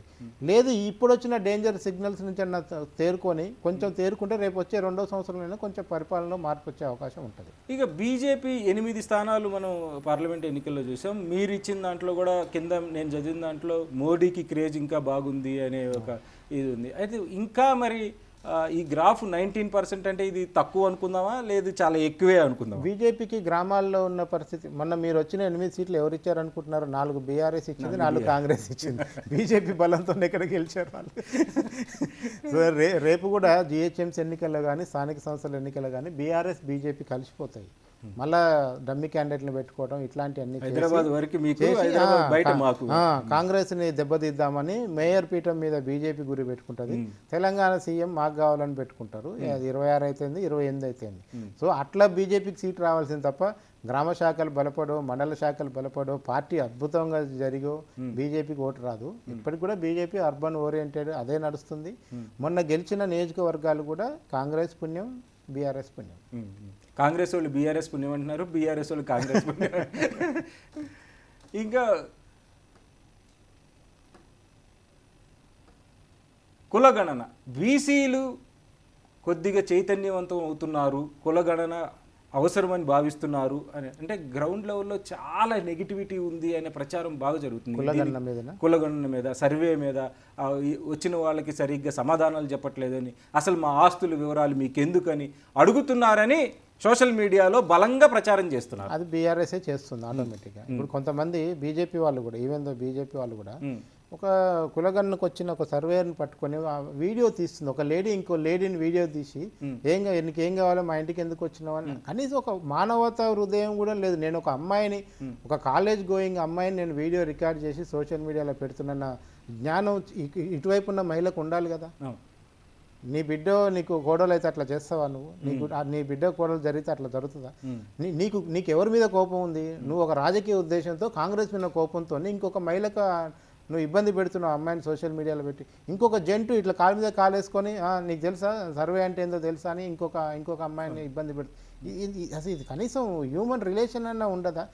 మీకు రాజకీయాలు ఉంటే రాజకీయంగా చూసుకోండి, మీకు చేతనైతే అది చూడండి. తెలంగాణలో ఒక మండల్ వర్స్ కమండల్ ఉద్యమం ఒకటి ఇంటర్నల్గా జరుగుతుందేమో, అంటే మొత్తం ఈవెన్ కాంగ్రెస్ పార్టీలో ఉన్న అగ్రకులాలు, శూద్రులు కూడా దీనికి వ్యతిరేకంగా ఉన్నారు అన్న భావన ఒకటి ఉంది. ఈవెన్ రాహుల్ గాంధీ గారి స్పీచ్ని ట్రాన్స్లేట్ చేసేటప్పుడు ఉత్తమ్ కుమార్ రెడ్డి గారు కూడా తడపడ్డారు. ఇప్పుడు మీకు ఎప్పుడైనా సరే అండి, మనము జేబులో ఎన్ని రూపాయలు ఉన్నాయని మీరు చెప్పకుండా దాచిపెట్టి గుప్పెట్లో పెట్టినంత కాలం నేను 1000 రూపాయలు అనుకుంటా, 1,00,000 రూపాయలు అనుకుంటా. ఆ 100 రూపాయలు చెబితే ఎక్కడ 50 రూపాయలు వాటా ఇవ్వాల్సి వస్తుందని నాకు భయం ఉన్నప్పుడు నేను దాని గురించి చెప్పాను. ఇవాళ తెలంగాణలో రెడ్డిల పరిస్థితి అదే. రాజ్యం అంతా రెడ్డి రాజ్యం నడుస్తున్నప్పుడు 56%, 54%కో బీసీలు చెప్పిన తర్వాత రేపు ఎవరికి ఆలోచన వస్తుంది కదా, మరి నాకు 54% సీట్లు ఎందుకు రాలేదన్న ఆలోచన వస్తుంది కదా. సో గతంలో చేసిన, ముఖ్యంగా కేసీఆర్ చేసిన సర్వే రిపోర్ట్ ఆ రోజు వచ్చుంటే కనుక ఈ పాటికి ఆ సమస్య ఉండకపోయేది. అది బయట పెట్టుంటే ఏ కులం ఎన్ని ఓట్ల ఆయన రిపోర్ట్ పెట్టుకున్నాడు, పథకాలు పెట్టాడు తప్ప విషయాలు బయటకు చెప్పలేదు. ఇవాళ వీళ్ళు కేసీఆర్ చేసిన లెక్కలే బయటికి రాలేదు, మీరు చేసి ఏం చేస్తారని నెగిటివ్ ప్రచారం ఒకటి, కొన్ని అన్నెసరీ ప్రచారం. ఇప్పుడు నేను కూడా కులగన్న ఫామ్ నింపినండి.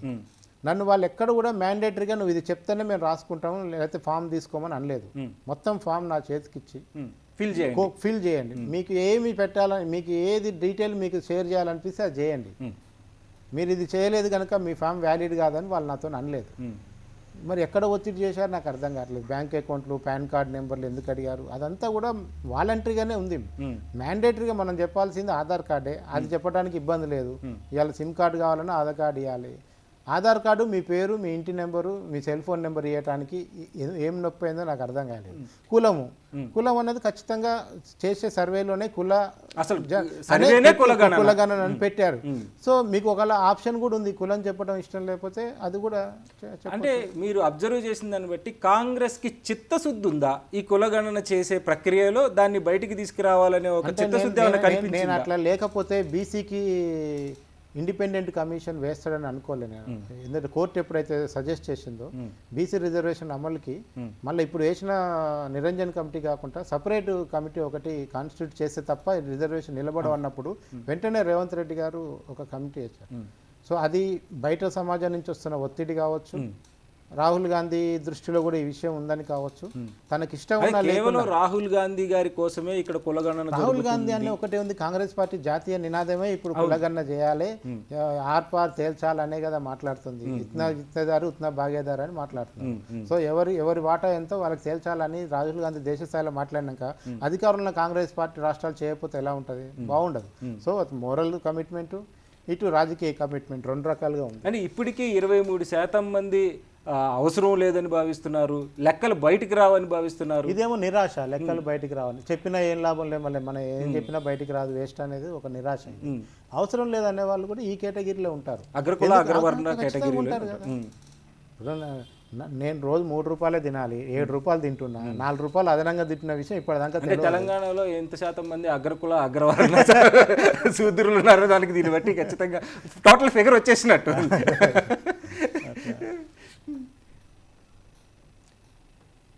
సీఎంగా రేవంత్ రెడ్డికి ఎన్ని మార్కులు వేస్తారు అంటే 25 మార్కులే వేస్తున్నామని 59% మంది చెప్పారు. 50 మార్కులు వేస్తున్నామని 35% మంది, 76% మంది, 100% అసలు లేరు. అంటే ఓవరాల్గా ఈయన పర్ఫార్మెన్స్ 25% మందికే 25 మార్కులు 25 మార్కులకే 25 మార్కులు పరిమితమైనవి. మనం కొంచెం 50 మార్కులు కన్సిడర్ చేస్తే పాస్ మార్కులకు దగ్గర. పాస్ అయినా పాస్ కాదు, ఇప్పటికైతే పాస్ కాదు. 35 అంటే జస్ట్ పాస్. ఈయన మీద నెగిటివిటీ ఎంత స్టార్టింగ్ స్టేజ్లో ఉందో ఆయన పరిపాలన పెర్ఫార్మెన్స్ కూడా ఇంకా స్టార్టింగ్ స్టేజ్లోనే ఉంది. సో ఇది ఒక పాస్ రావాలన్నా, డిస్టింక్షన్ తెచ్చుకోవాలన్నా కూడా ఇంకొక 2-3 సంవత్సరాలు పడుతుంది. ఆ 3 సంవత్సరాల తర్వాత ఇది డిస్టింక్షనా మొత్తం ఫెయిలా పాస్ అనేది ఒక మన మధ్యంతర నివేదిక 2.5 ఏళ్ల తర్వాత చూసుకున్నప్పుడు అప్పుడు తేలుతుంది. 1 ఇయర్ రివ్యూలో అయితే Revanth Reddy 35 marks below average, below pass. అంతకు మించి అంటే దీనిలో కాంగ్రెస్ పార్టీ పూర్తి వైఫల్యం అందామా లేకపోతే రేవంత్ రెడ్డి గారి వైఫల్యం? ఇది రెండు మిక్స్డ్ అండి.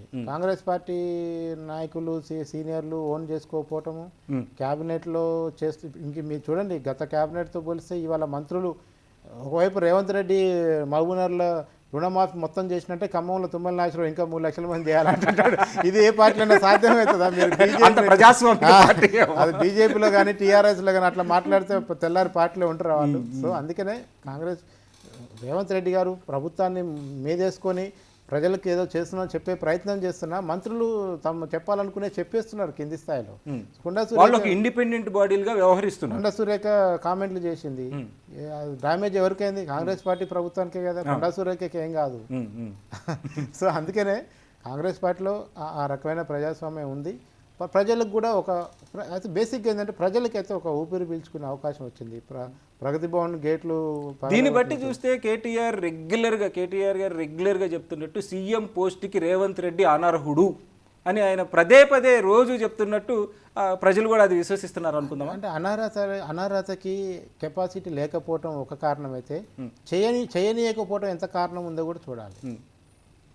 ఇప్పుడు ఆయన ఉత్తమ్ కుమార్ రెడ్డి ఉన్నాడు, ఆయన ఒక్కడ గెలుస్తుంటాడు. పొంగులేటి శ్రీనివాసరెడ్డి ఒక శ్రీధర్ బాబు ఒక దగ్గర గెలుతుంటారు. జానారెడ్డి ఇంట్లో కూర్చొని ఇంకెవరినో మేనేజ్ అందరు సీనియర్లేగా, అందరు సీనియర్ ఎవరినో మేనేజ్ చేస్తుంటారు. కొంతమందికి హైకమాండ్తో డైరెక్ట్ సంబంధాలు ఉంటాయి. రేవంత్ రెడ్డి 5 ఏళ్ల క్రితం వచ్చింది, మరి 35 ఏళ్ళ నుంచి పార్టీలో ఉన్నవాడు డైరెక్ట్ ఏసీసీ ఆఫీస్ ఫోన్ చేసి మాట్లాడుకునేవాడు. జీవన్ రెడ్డి గారు అయితే డైరెక్ట్ ఓపెన్ గా ఉంటారు కదా.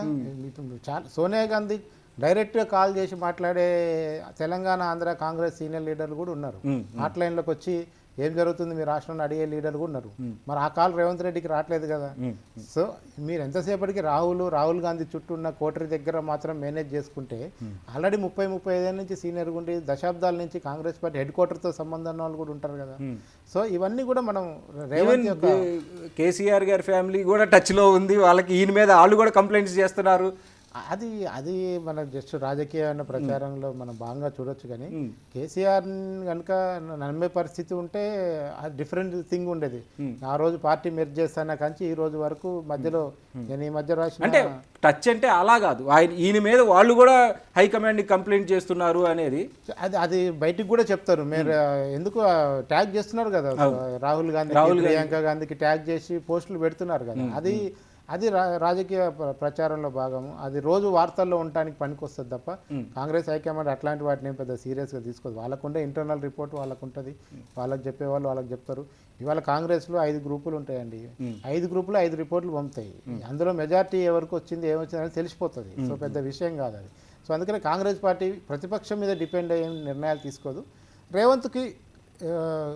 రేవంత్ అవసరం హైకమాండ్కి, హైకమాండ్ అవసరం రేవంత్కి. ఇది పరస్పర అవగాహనతో నడుస్తున్న ప్రభుత్వం ఇప్పటికి. ఇంకొకటి చాలా అంటే రేవంత్ రెడ్డి గారి మీద రోజు ప్రెస్ మీట్ పెట్టి మాట్లాడే వాళ్ళ సంఖ్య పెరిగింది. అటు కేటీఆర్ గారు కానీ, హరీష్ రావు గారు కానీ, లేదు బీజేపీ నుంచి కానీ, లేదు బీఆర్ఎస్ పార్టీలోనే ఇప్పుడు ఆర్ఎస్ ప్రవీణ్ కుమార్ గారు కానీ, వీళ్ళంతా రెగ్యులర్ రేవంత్ రెడ్డి గారు టార్గెటెడ్గా దాడి చేస్తూ ఉన్నారు. వాళ్ళ ప్రతిపక్షంగా వాళ్ళు వాయిస్ ఇస్తున్నారు అనుకుందాం. అది ప్రజల మీద ఏమైనా ఇంపాక్ట్ ఉందా? అది ఎందుకు ఇంపాక్ట్ లేకుండా పోయింది కాంగ్రెస్ పార్టీ కంటే, 500 రూపాయలు బోనస్ ఇచ్చిన విషయాన్ని కూడా రేవంత్ రెడ్డి చెప్పాలి, 20,000 కోట్ల రుణమాఫీ చేసిన విషయాన్ని కూడా రేవంత్ రెడ్డి చెప్పారు. మిగతా మంత్రులు ఏం చేస్తున్నారని అడుగుతాను నేను. మొన్న 2-3 రోజుల క్రితం దీపాదాస్ మున్సీ కూడా ఒక సభలో మాట్లాడుతూ అన్నారు, మీ సీఎంని మీరు డిఫెండ్ చేసుకునేడానికి ఎవ్వరూ కనపట్లేదు నాకు తెలంగాణలో అని. అది ఎంత పెద్ద స్టేట్మెంట్. అంటే ఇప్పుడు don't defend Revanth Reddy, defend your CM అంటున్నారు. అంటే రేవంత్ రెడ్డి అనే వ్యక్తికి సీఎం పదవి దక్కడం అనవసరం అని ఫీల్ అవుతున్నట్టుగా ఆడ ఉన్నోళ్ళందరూ. అందుకనే ఇవాళ ఏంటంటే ప్రతిపక్షం యాక్టివ్ అయింది. ప్రతిపక్షానికి ఇప్పుడు జగన్ లాగా 11 సీట్లు రాలే, ఇక్కడ 38 సీట్లు వచ్చినాయి. So number is good number, ప్రతిపక్షానికి ఉండాల్సిన నెంబర్ ఉన్నది. ఇంకా ఆ రకంగా చూసుకున్నప్పుడు ఇంకా పూర్తి స్థాయిలో వీళ్ళు సోషల్ మీడియాని యాక్టివ్ చేసి దాడి చేయటం వల్ల రోజు వీళ్ళు వార్తల్లో ఉంటున్నారు. అదే పని కాంగ్రెస్ కూడా చేసింది అనుకోండి, సమాన లెవెల్లో కనుక పార్టీ దాడి లేదండి. ప్రభుత్వం యొక్క మంచిని, ప్రభుత్వ పథకాల యొక్క పబ్లిసిటీ జరుగుతుంది, కానీ కాంగ్రెస్ పార్టీ బీఆర్ఎస్ పార్టీ మీద చేయాల్సిన దాడి జరగట్లేదు. అక్కడ చాలా లోపం ఉంది. అది గాంధీ భవన్ నుంచి జరగాలి, మహేష్ కుమార్ గౌడ్ గారి నుంచి జరగాలి, కాంగ్రెస్ పార్టీ అధికార ప్రతినిధులు చేయాలి, కాంగ్రెస్ పార్టీ ద్వారా నామినేటెడ్ పోస్టులు పొందిన వాళ్ళు చేయాలి. మంత్రులకు కొన్ని లిమిటేషన్స్ ఉండొచ్చు మాట్లాడటానికి. కార్పొరేషన్ చైర్మన్లు ఏం చేస్తున్నారు, ఎమ్మెల్సీలు ఏం చేస్తున్నారు, వీళ్ళందరి బాధ్యత అదే కదా. సో ఆ పని జరగాల్సిన అవసరం ఉంది. ఒకప్పుడు అంటే 2023 ఎలక్షన్స్కి ముందు Congress party social media team చాలా యాక్టివ్గా ఉంది. వాళ్ళ యాడ్స్ ప్రతి గ్రామంలోకి వెళ్ళిపోయినాయి. ఒక ఫ్యామిలీ తెలంగాణను దోచుకుంటుందని, కలవకుంట్ల అని, ఇలా రెగ్యులర్గా వాళ్ళ సోషల్ మీడియా యాక్టివ్గా ఉంది. ప్రభుత్వం వచ్చిన తర్వాత పూర్తిగా డల్ అవడానికి కారణం ఏంటో అదే అదే అది అది అర్థం కావట్లేదు. అధికారం వచ్చింది కదా అని మొత్తం అస్త్రాలని పక్కన పడేసినట్టు కనపడుతుంది. కానీ అది చేయకూడదు అన్న విషయం ఇప్పుడు అర్థమవుతుంది. మీరు ఈ సర్వేని కనుక ప్రభుత్వం కనుక టేకప్ చేసి చూస్తే మీ ఫస్ట్ మేనేజ్ సోషల్ మీడియాని, అంతే కదా. ఇవాళ ఇప్పుడు ఏమైపోయింది, ప్రభుత్వం హైదరాబాద్లో మెట్రో కింద సైన్ బోర్డులు పెట్టుకోవడానికి పరిమితం అయితే లాభం లేదు. ఈ సైన్ బోర్డులు హైదరాబాద్లోనే సరిగా చూడరు. వాడిని ట్రాఫిక్ టెన్షన్లో వాడు ఉంటాడు, సిగ్నల్ పడిందా లేదా అని. ఇంకా ఊర్లో ఉండడానికి ఎప్పుడు పోవాలి ఈ సైన్ బోర్డు? సరే, అంటే ఇది కరెక్ట్ కాదు. ఊర్లో వాడికి మీరు ఎన్నికలప్పుడు ఎట్లయితే ప్రచారం అందించారో, ఇవాళ కాంగ్రెస్ చేస్తున్న మంచి పనులు కానీ, ప్రభుత్వం చేసిన పథకాలు కానీ, రాజకీయంగా ప్రతిపక్షం చేస్తున్నారు. ఇప్పుడు ప్రతిపక్షం చాలా తప్పులు చేస్తేనే మిమ్మల్ని కూర్చోబెట్టారు. ఆ తప్పులకు మీరు చేస్తున్న వడ్డీల విషయాన్ని ప్రజలకు చెప్పాల్సిన బాధ్యత కూడా మీదే కదా. సో ఇవన్నీ చేయకుండా మమ్మల్ని వ్యతిరేకిస్తున్నారు కూర్చుంటే లాభం లేదు. అట్లా రేవంత్ రెడ్డి ఇంకొక విషయం, చాలా సీరియస్ విషయం, నిరుద్యోగులు లేకపోతే విద్యార్థుల విషయంలో గురుకులాల్లో ఫుడ్ పాయిజనింగ్లు విపరీతంగా అవుతూ ఉన్నాయి. ఆ గురుకులాల విద్యను కంప్లీట్గా నాశనం చేశారు, విధ్వంసం చేశారు విద్యా వ్యవస్థని. నిరుద్యోగుల్లో కూడా ఉద్యోగాలు ఏదో జాబ్ క్యాలెండర్ ప్రకటించారు, కానీ అనుకున్న స్థాయిలో వాళ్ళు ప్రకటించుకుంటున్నట్టు 55,000 ఉద్యోగాల్లో 30,000 ఉద్యోగాలు అంతకుముందు వాళ్ళు ఇచ్చిన నోటిఫికేషన్లు వాటికే వీళ్ళు అపాయింట్మెంట్ లెటర్లు ఇచ్చారని. మరి ఈ ప్రభుత్వం వాళ్ళను కూడా సాటిస్ఫై చేయలేదనే ఒక క్వశ్చన్ మార్క్ ఉంది. అంటే ఇప్పుడు మీకు మెస్ ఛార్జీలు, కాస్మెటిక్ ఛార్జీలు పెంచారు, అదొక పాజిటివ్ అంశం కనపడుతుంది. రెండోది, ఈ కల్తీ ఆహార ఘటనలు అనేవి ఎవరో మనం చెప్తున్నారు. ఇక అన్నంలో ఉప్పు వేస్తురో లేదో కూడా సీఎంఏ చూడాలి, కింద ఉన్న మంత్రులు ఏం చేస్తారు, అధికారులు ఏం చేస్తారు. ఇప్పుడు కమిషన్ కూడా సోషల్ వెల్ఫేర్ డిపార్ట్మెంట్ అని ఒకటి ఉంది కదా, జీతాలు తీసుకుంటారు కదా, మరి ఆ రోజువారీ ఫుడ్ని వాడు ఎందుకు తనిఖీ చేయడు? ప్రతి దానికి సీఎంను ముడిపెట్టి, ప్రభుత్వాన్ని ముడిపెట్టి మాట్లాడుతున్నారనే విషయం కూడా వచ్చింది. వాస్తవానికి ఈవెన్ బడ్జెట్ కేటాయింపులు కూడా అదే విధంగా ఉన్నాయి. ఐదర్ హెల్త్ కానీ ఎడ్యుకేషన్ కానీ. గురుకులాలకి అద్దె భవనాలకి అద్దె కట్టలేని పొజిషన్లో ప్రభుత్వం అది మీ గత ప్రభుత్వాలు కొనసాగింపే అది నడుస్తుంది. గత ప్రభుత్వాల్లో కూడా గురుకులాలని పెట్టడానికి పెట్టారు, కానీ అది ప్రవీణ్ కుమార్ తర్వాత దాని మీద కూడా దృష్టి పెట్టలేదన్న విమర్శ కూడా ఉన్నది. ఆ తర్వాత క్రమంగా అసలు యూనివర్సిటీల స్థాయి నుంచే బడ్జెట్లు తగ్గించి, రిక్రూట్మెంట్ లేకుండా చేసుకొచ్చి, హాస్టల్ అని మూసేసి, కరెంట్ లేకుండా చేస్తున్న పరిపాలన నుంచి కదా ఈ పరిపాలనకు వచ్చింది. సో ఆ ఎఫెక్ట్స్ అన్ని దీని మీద కూడా ఉంటాయి. సో ప్రభుత్వం యొక్క ప్రయారిటీస్ కూడా మనకు అర్థం కావాలి నెక్స్ట్ బడ్జెట్ సెషన్ కల్లా. ఎందుకంటే ఎవరికి ఏ రంగానికి ఎంత కేటాయిస్తారు, ఎంత విడుదల చేస్తున్నారు, అది తేలినప్పుడు మాత్రమే మనం వీటికి కొంచెం ఆన్సర్ దొరికే ప్రయత్నం చేయొచ్చు. వ్యవసాయానికి రాష్ట్ర బడ్జెట్లో 70,000 కోట్లు కేటాయిస్తామని చెప్పి అప్పుడు బట్టి విక్రమార్క గారు చెప్తే, ఇప్పటికీ 55,000 కోట్లు ఖర్చు చేశామని ప్రభుత్వం ఒక నివేదిక సమర్పిస్తుంది. అంటే వ్యవసాయానికి ఖర్చు చేశారా, లేకపోతే ఇంకా అందులో కూడా ఎవరిని సాటిస్ఫై చేయలేదు? సన్న వడ్లకి 500 బోనస్ ఇస్తున్నారు, కానీ రైతు డిక్లరేషన్లో మీరు చెప్పింది వేరు, వడ్లకి ఇస్తామని చెప్పారు, మరి తెలంగాణలో పండేది సన్న వడ్లు కాదు కదా. ఇలాంటి అనేక క్వశ్చన్స్, అనేక విమర్శలు ఉన్నాయి. మనకు సాలిడ్గా కనపడుతుంది అయితే 21,000 కోట్లు రుణమాఫీ. ఇంకా మిగతా 30,000 కోట్లు ఎక్కడికి పోయినాయి అనేది రావాలి. 500 రూపాయలు బోనస్ ప్రకారం పోయినా 2,000 కోట్లు పోతాయేమో నాకు తెలిసి, అంతకంటే ఎక్కువ అంత పోతే 2,000 కోట్లు కూడా పోతాయి. ఎందుకంటే వీళ్ళు ప్రొక్యూర్మెంట్ చేసేదే 16 లక్షల క్వింటాలు ఏమో చేస్తారు ప్రొక్యూర్మెంట్. ఓన్లీ గవర్నమెంట్ ప్రొక్యూర్ చేసిన దానికే 500 బోనస్, ప్రైవేట్ మిల్లర్ చేసిన దానికి లేదు. సో అట్లా మన దగ్గర పండే సంఖ్య కూడా తక్కువ పండుతుంది, ప్రొక్యూర్మెంట్ కూడా ప్రైవేటే ఎక్కువ చేస్తుంది రేట్. దానికోసం 200 రూపాయల తేడాతోని వడ్లు అమ్ముకున్నారు రైతులు. సో ఈ సమస్యలన్నీ ఉన్నాయి కనుక ఖచ్చితంగా మిగతా అమౌంట్ ఎటుపోయింది? వ్యవసాయ రంగ అనుబంధ పరిశ్రమలకు పెట్టారా, ఎరువులకు పెట్టారా, ఇంకా విత్తనాలకు పెట్టారా, ఎక్కడెక్కడ పెట్టారు, పైప్ లైన్లకు పెట్టారా, మంచినీటికి పెట్టారా, నీటిపారుదల రంగాన్ని పెట్టారా, వ్యవసాయ అనుబంధ రంగాలు ఏమేమి ఉన్నాయి వాటన్నిటిలో కలిపి 50,000 కోట్లు చూపిస్తున్నారా, ఏం చూపిస్తున్నది మనకు కొంచెం కాగ్ రిపోర్ట్ వస్తే కానీ తెలియదు మనకి. ప్రభుత్వ పథకాలు కూడా పూర్తిగా అందట్లేదు. 200 యూనిట్లు ఇంకా పూర్తిగా అందరికీ అందట్లేదు, గ్యాస్ అందరికీ పూర్తిగా, ఎక్కడికి వెళ్ళినా మాకు రావట్లేదు అనే విమర్శలు స్పష్టంగా కనిపిస్తున్నట్టే ఉన్నాయి. అందుతుందా అంటే 34% మందే 200 యూనిట్ల లోపు వారికి జీరో కరెంట్ బిల్లు అమలవుతుందా అని అడిగిన ప్రశ్నకు కేవలం 34% మంది మాత్రమే అందుతుంది అన్నారు. కావడం లేదు అని 7%, కొంతమందికే అవుతుంది అనేది. అంటే ఈ లెక్క ఏంటి?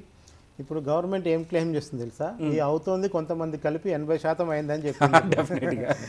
అంటే అంతే, మనకు వేస్తుంటే పర్ఫెక్ట్గా కంప్లీట్ చేసుకున్న వాళ్ళు 34% మంది అట్లా ఉంటే, ఒక నెల వచ్చి ఒక నెల రాక, ఒకసారి రీడింగ్ 1 పాయింట్ ఎక్కువయ్యి, లేదంటే లైన్మెన్లు వచ్చేది కింద కలెక్షన్ చేసేవాళ్ళు, రీడింగ్ కలెక్ట్ చేసేవాళ్ళు చేసే చిన్న చిన్న రీడింగ్ మోసాలు కావచ్చు. కొంతమంది లంచం ఇచ్చి 100-200 ఇచ్చి మరి తక్కువ రాయనో, లేదంటే ముందు వచ్చి రాయమనో, ఏదో రకరకాల కింద గ్రౌండ్ లెవెల్లో జరుగుతున్నాయి.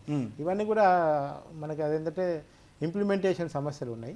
కానీ ఓవరాల్గా జీరో కరెంట్ బిల్ అనేది మంచిదే, గ్యాస్ అనేది మంచిదే. గ్యాస్ కూడా చాలా మంది రావట్లేదని పాటు ఒక పెద్ద సూచన ఏం చేస్తున్నారంటే, మేము ముందు డబ్బులు కట్టి మీరు తర్వాత ఇచ్చేది ఏంద్రా భయ్, డైరెక్ట్ 500కే సిలిండర్ ఇవ్వని కూడా ఒక ప్రతిపాదన వస్తుంది. మీరు ఎందుకు 500కు సిలిండర్ ఇస్తారు కదా, నేను సిలిండర్ కొనుక్కున్నప్పుడే నా దగ్గర 500 తీసుకో, నేను ముందు 920 కట్టి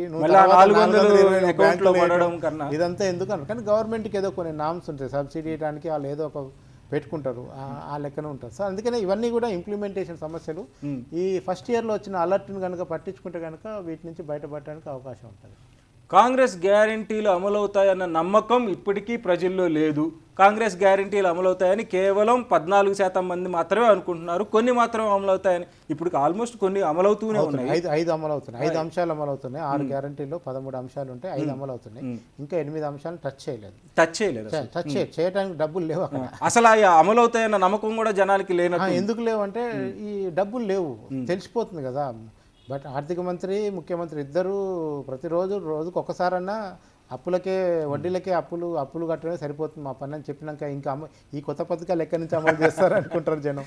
సో అందుకనే వాళ్ళు చేసిన వైట్ పేపర్ కానీ వీళ్ళు అసెంబ్లీలో ప్రవేశపెట్టిన లెక్కలు కానీ వీటన్నిటి రీత్యా చూసుకుంటే అంటే వీటి నుంచి తప్పుకోవడానికి కాంగ్రెస్ ప్రభుత్వం వాళ్ళ ఇచ్చిన హామీల్ని తప్పుకోవడానికి వాటిని ఎగ్గొట్టడానికే ఇలాంటి ప్రచారం చేస్తుందని మనం అనుకోవచ్చు. అది కాదు, వాళ్ళు రియాలిటీ చెప్తున్నారు.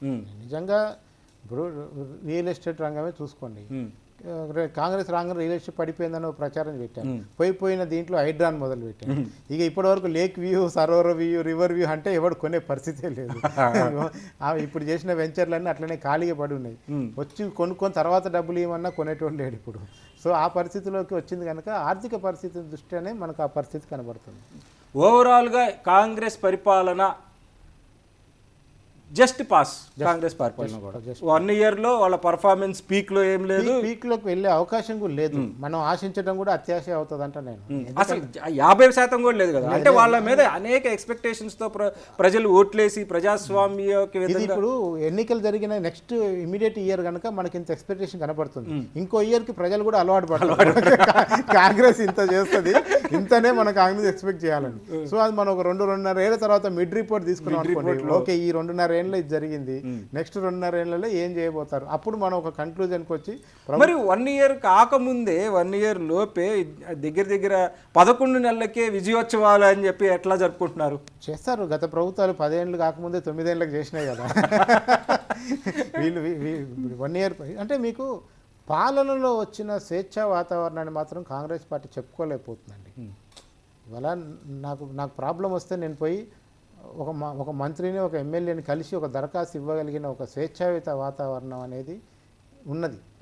కొంత చిన్న తప్పులు చేసి సెక్రటరియట్లోకి కొంచెం రిస్ట్రిక్షన్ పెట్టడం అవన్నీ కొంచెం పాత పద్ధతిలో కొంచెం వెళ్ళినట్టు కనిపిస్తుంది. కానీ ఇది ప్రజలకు దర్శనం దొరుకుతుంది. ప్రజావాణిలో అప్లికేషన్ పెడుతున్నారు. ఎంతో కొంత ఒక 30% ఫీడ్బ్యాక్ వస్తుంది. మీ పని అయ్యింది, కాలేదు, ఇక్కడ ఉంది పరిస్థితి అని ఫీడ్బ్యాక్ వస్తుంది. మళ్ళీ రిటర్న్ ఫోన్ చేసి గ్రామాలకు వెళ్ళిన తర్వాత మీ పని అయిపోయిందమ్మా అని చెప్తున్నారు. ఒక 30-40% వరకు సాటిస్ఫాక్షన్ రిపోర్ట్ ఉంది. సో అందుకనే ఈ ప్రభుత్వం మొత్తంగా ఫెయిల్ ఇప్పుడే కాదు. అట్లానే అద్భుతాలు కూడా ఇప్పుడేం జరగవు. కాకపోతే ఈ మాత్రం 30% దాటడం కూడా నా దృష్టిలో గొప్పనే. ఈ 30% నుంచి వచ్చే నెక్స్ట్ ఇయర్లో పెట్టుకునే టార్గెట్ని బట్టి వీళ్ళ పెర్ఫార్మెన్స్ మనకు అర్థమవుతుంది. అంటే ఈ ప్రభుత్వం తీసుకుంటున్న డెసిషన్స్ అంటే వాళ్ళు మేనిఫెస్టోలో ఇచ్చినా లేదు, రైతు డిక్లరేషను, అనేక డిక్లరేషన్, బీసీ డిక్లరేషను, ఇవేమీ చెయ్యకుండా వీటిని కొద్దిగా మాత్రమే అమలు చేసుకుంటూ ప్రభుత్వం ఏర్పడిన తర్వాత కొత్త ఎజెండాకి వాళ్ళు టర్న్ అవుట్ అయ్యారు. అది మూసీ అవ్వచ్చు, హైడ్రా అవ్వచ్చు, లేదు సాంస్కృతిక చిహ్నాల చేంజ్ అవ్వచ్చు. వీటిలో కొత్త డైవర్షన్కి వాళ్ళు వెళ్ళడం ఏమన్నా ఇబ్బందికరమైన? అది మేనిఫెస్టోలో లేని అంశాలు కిందికి మనకు వస్తాయి. వీటికి రేవంత్ రెడ్డికి ఎవరు సలహా ఇచ్చారని కూడా చాలా మంది తలలు బాదుకుంటున్నారు. అంటే దీని ద్వారా ఆర్థిక ప్రయోజనం ఉందా? క్లియర్ కట్గా అచ్చంగా రాజకీయాల్లో మాట్లాడితే రేవంత్ రెడ్డి దీపం ఉండగానే టక ఆన్లైన్లను బెదిరించి కొన్ని కోట్లు లోపటేసుకొని రేపు కాంగ్రెస్ పార్టీ ఏమన్నా రాంగ్ డెసిషన్ తీసుకుపోయి కొత్త పార్టీ పెట్టుకోవడమా, లేదంటే బీజేపీ సీఎం కింద రావటమా, ఏదో ప్లాన్ చేస్తారన్న చర్చ కూడా నడుస్తుంది. సో ఇంత ముందు చూపుతో రేవంత్ ఉన్నాడు కనుక రేవంత్కు పరిపాలన రాదని నేను అనుకోను. కావాలనే కొన్ని చేస్తున్నట్టు, ఇంటెన్షనల్గానే కొన్ని విషయాల్లో ఆయన ఏలు పెట్టినట్టుగా అయితే అర్థమవుతుంది. ఇంకా మీరు చేసిన సర్వేలో ఏ సెక్షన్స్ ఆఫ్ ది పీపుల్ ఫైనల్గా మీరు ఈ సర్వే ఎలా చేశారు, ఏ సెక్షన్స్ ఆఫ్ ది పీపుల్ తీసుకున్నారు? ఇది ఇప్పుడు వరకు మనం అంటే నాకు గత ఏడాదిగా చూసినప్పుడు అన్ని సర్వేలు, ఎగ్జిట్ పోల్స్ కానీ అన్ని సర్వేల్లో ఏదో తేడా కనిపిస్తూనే ఉంది. మనం దీన్ని ఎంత అథెంటిసిటీ అంటే ఎగ్జిట్ పోల్ అనే దానికి జనరల్ సర్వేలకు సంబంధం లేదు, ఉండదు. ఎందుకంటే ఎగ్జిట్ పోల్లో మహా నేషనల్ సంస్థలే బొక్కబోర్లా పడి ఇప్పుడు మీకు 30 వస్తాయంటే 25 వస్తే నాది పెద్ద వైఫల్యం కాదు. కానీ మీకు 3 వచ్చినాయి అనుకోండి, అది పెద్ద వైఫల్యం కదా. సో అట్లా నేషనల్ లెవెల్లో ఎగ్జిట్ పోల్లు దెబ్బతిన్న సందర్భాలు చాలా ఉన్నాయి. దానికి ఈ మధ్య బీజేపీకి లింక్ కూడా పెడుతున్నారు. వాళ్ళు ఈవీఎంలు మేనేజ్ చేస్తే ఏ ఎగ్జిట్ పోల్ మాత్రం ఏం చేస్తుంది అని కూడా ఇప్పుడు మహారాష్ట్ర గొడవ అంతా అదే కదా, ఈవీఎంలు మహారాష్ట్రలో గెలిస్తే మనకి ఇక తిరుగులేదు. ఇప్పుడు మూడోసారి కాదు, 30 సంవత్సరాలు 3 దశాబ్దాలు మనమే ఉంటామని ఆర్థిక క్యాపిటల్ కాబట్టి అట్లా ఉంటుంది. సో అందుకనే సర్వే వచ్చేసి మనకి ఇది స్టేట్ వైడ్గా పబ్లిక్ మూడ్ని తెలుసుకునే సర్వే కనుక ఇదే ఒక నియోజకవర్గ సర్వే అనుకోండి, డిఫరెంట్ మెథడాలజీతో పోతాం. మనకు స్ట్రాటిఫైడ్ ర్యాండమ్ ఉంటుంది, సిస్టమేటిక్ ర్యాండమ్ ఉంటుంది, స్నోబాల్ సిస్టమ్ ఉంటుంది. ఇట్లా ఓన్లీ మనకు క్లస్టర్ టు క్లస్టర్ అని కూడా ఒకటి అంటారు. 5 ఏళ్ల తర్వాత ఒక సర్వే ఒక శాంపిల్ తీయాలని కూడా. ఇది సింపుల్ ర్యాండమ్. మనం ప్రతి జిల్లాలో 4 నియోజకవర్గాలు సెలెక్ట్ చేసుకొని ఒక దగ్గర ఎస్సీ నియోజకవర్గం, ఒక దగ్గర ఎస్టీ నియోజకవర్గం, ఒక దగ్గర బీసీలు బాగుండే నియోజకవర్గం, ఇక్కడ హైడ్రా బాధితులు, అక్కడ మూసీ బాధితులు, ఇట్లా ఒక కేటగిరీ చేసి మనం నియోజకవర్గాన్ని సెలెక్ట్ చేసుకొని పబ్లిక్ని మాట్లాడాలి. ఇప్పుడు మీరు ఇన్ఫ్లుయెన్సరు, మీ ఊర్లో మీతో మాట్లాడితే మీ ఊరంతా నాకు తెలిసిపోద్ది అనుకోండి. నేను ఊరంతా తిరిగే పని లేదు, మీ అక్కతో మాట్లాడితే నాకు ఆ ఊరు సంగతి తెలిసిపోద్ది. అట్లా మనకి కొన్ని నియోజకవర్గాల హెడ్ క్వార్టర్లు కానీ వాటన్నిటిలో కానీ ఇన్ఫ్లుయెన్సర్స్, ఒపీనియన్ మేకర్స్ కూడా ఉంటారు. ఒపీనియన్స్ మేకర్లో కూడా 2 ఉంటారు. నిజాయితీగా చెప్పే ఉంటాడు, ఏం కాలక్షేపం లేక చెట్టు కింద కూర్చొని వాని ఇష్టం ఉన్న ఒపీనియన్ చెప్పేటోడు కూడా ఉంటాడు. సో వీటన్నిటిలో కూడా ఎర్రర్ పర్సెంటేజ్ ఎంత ఉందో కూడా మనం చూసుకోవాలి. వాడు చెప్తున్నవాడు జోక్గా చెప్తున్నాడా, సీరియస్గా వాడి మనసులో చెప్తున్నాడా, లేదంటే వాడు ఏదైనా పార్టీకి అనుకూలంగా ఉండి ఇంకో పార్టీని తిడుతున్నాడా, వీటన్నిటిని కూడా మన ఎన్యూమరేటర్స్, మన టీమ్ లీడర్స్ చాలా జాగ్రత్తగా ఐడెంటిఫై వడబోసిన తర్వాతే ఒక కన్క్లూజన్ రాగలుగుతాం. సో రా డాటాతోని ఇవి సెట్ కాదు. రా డాటా అనేది శాంపుల్ టు శాంపుల్ కలెక్షన్ తెచ్చిన డేటాని మళ్ళీ క్రాస్ చెకింగ్ కూడా ఉంటుంది. మళ్ళీ ఆ నియోజకవర్గాల పరిస్థితి ఎలా ఉంది, ఆ పార్టీ నాయకులు ఏమనుకుంటున్నారు, ప్రజలు ఏమనుకుంటున్నారు, ఈ ఒపీనియన్ మేకర్స్. మనకి ఎప్పుడు ఒక కంటిన్యూస్గా ఒక డేటా బేస్ అని ఉంటుంది, ప్రతి జిల్లా మీద ఒక డేటా బేస్ ఉంటుంది. సో వాళ్ళని క్రాస్ చెక్ చేసుకున్నప్పుడు ఇవి నిజంగా ఎంతవరకు వచ్చింది లేదని తెలుసుకున్నప్పుడే ఒక కన్క్లూజన్ రాగలుగుతాం. సో మాకు ఇప్పటి వరకు మాదంతా ఎప్పుడు కూడా మా యాక్యురసీ 90% తగ్గలేదు. సో అంటే 90% వరకు మేము ఎప్పుడు మా యాక్యురసీ తగ్గలేదు. సో ఈసారి కూడా మేము ఆ మేరకు ఆ యాక్యురసీని మెయింటైన్ చేసే రిపోర్టే ఇచ్చినట్లుగా మేము అనుకుంటున్నాం. మాకు వస్తున్న ఫీడ్బ్యాక్ కూడా చాలామంది కాంగ్రెస్ వాళ్ళు, బీఆర్ఎస్ వాళ్ళు నాకు నిన్న నుంచి మెసేజ్ పెడుతున్నారు, చాలా ఆబ్జెక్టివ్గా ఉంది. కాంగ్రెస్ వాళ్ళు వాళ్ళ నిజాయితీని ఒప్పుకుంటున్నారా? కాంగ్రెస్ గ్రాఫ్ పడిపోతుంది అన్న నిజాయితీని ఒప్పుకోవడానికి సిద్ధంగా ఉన్నారా? అంటే నాలాంటి సెఫాలజిస్టులకు కానీ ఉన్నట్టు మాట్లాడే వాళ్ళకి 2 సమస్యలు ఉంటాయి. మొన్న కాంగ్రెస్ పార్టీ మారకొంత ముందు అంత మాత్రం నన్ను కాంగ్రెస్ వాళ్ళు తిట్టారు, నువ్వు బీఆర్ఎస్కి పనిచేస్తున్నా. ఇప్పుడు కాంగ్రెస్ బాగుందంటే బీఆర్ఎస్ వాళ్ళు తిడతారు నన్ను, అంత మించి వేరే ఏం లేదు ఇక్కడ తేడా. అంటే ఉన్నట్టు యాక్సెప్ట్ చేయడం అనేది రాజకీయ పార్టీలకు రానంత కాలం మనకి ఇబ్బందులు అనేవి మార్కెట్లో కనపడుతూనే ఉంటాయి. ఎందుకు నేను చాలా మంది ఇండిపెండెంట్గా లీడర్లకు పనిచేశాను కదా, 3-4 లీడర్ నా ముఖం మీద రిపోర్ట్లు ఇసిరేసిన సందర్భాలు ఉన్నాయి. అంటే వాళ్ళకు నచ్చలేదు రిపోర్టు, వాళ్ళకు నచ్చే రిపోర్ట్ రాయడానికి నేను అక్కర్లేదని నేను చెప్తా, ఉన్నట్టు రాయడానికి నేను పనికొస్తా. సో ఆ ఉన్నదాన్ని యాక్సెప్ట్ చేసే ధైర్యం అది కూడా లీడర్లకు ఉండాలి. సో అందుకనే జనము మాట్లాడుకున్న వాటిలో ఇవాళ మన సర్వేని కొన్ని మీడియా సంస్థలు కవర్ చేసినాయి. వాళ్ళకి నచ్చిన అంశాల వరకు రాసుకున్నారు, వాళ్ళకి వ్యతిరేకంగా ఉన్న అంశాలు రాయలేదు. కొంతమంది కాంగ్రెస్ గ్రాఫ్ పడిపోతుంది అని రాసుకున్నారు. ఇప్పుడు కాంగ్రెస్ తన విజయాలు తాను చెప్పుకోలేకపోతుందనే పాయింట్ని రాయట్లేదు, ఎందుకంటే వాళ్ళకి నచ్చిన పాయింట్లే రాసుకుంటున్నారు. సో మీడియా కూడా 2గా విడిపోవటం, మేనేజ్మెంట్ పాలసీలు, ఎడిటోరియల్ మేనేజ్మెంట్ పాలసీలు రావటం, మేనేజింగ్ ఎడిటర్లు రావటం, ఇట్లాంటి రకరకాల కారణాల వల్ల ఇవాళ ఒక్కొక్క ఛానల్, ఒక్కొక్క సంస్థ, ఒక్కొక్క రాజకీయ పార్టీకి అనుబంధంగా ఉండటం వల్ల మనలాంటి న్యూట్రల్గా పనిచేసే వాళ్ళకి కొంచెం ఇబ్బందులు ఉంటాయి. ఈ మొత్తం అంటే ఇప్పుడు సర్వేలు కూడా మీ జీరో ఉన్నోని తీసుకొచ్చి హీరో చేయడానికి కూడా సర్వే ఉపయోగపడుతుంది. ఒక్కోసారి హీరో ఉన్నోని జీరో చేయడానికి కూడా నెగిటివ్ సర్వే ఉపయోగపడుతుంది.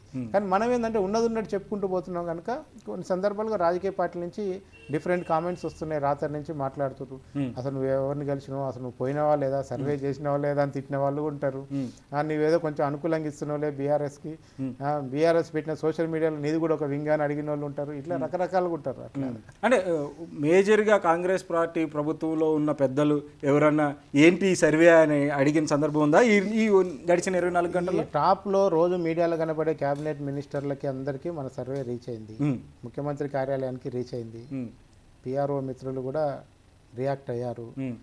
ఇంక వాళ్ళు ఏమేమన్నారు అనేది మనం ఇప్పుడు మాట్లాడలేము, కానీ అక్కడ మంత్రులు వీళ్ళందరూ కూడా చెక్ చేశారు.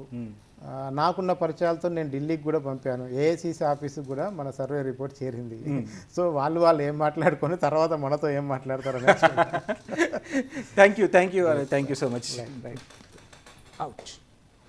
వెల్కమ్ కన్పాలపల్లి కృష్ణ గారు. ఓటా సర్వే మనం మీరు ఏ సెక్షన్స్ ఆఫ్ ది పీపుల్ని తీసుకున్నారు, ఎలా చేశారు అనే విషయాల్ని మాట్లాడుకునే ముందు అసలు మీరు ఇచ్చిన సర్వేలో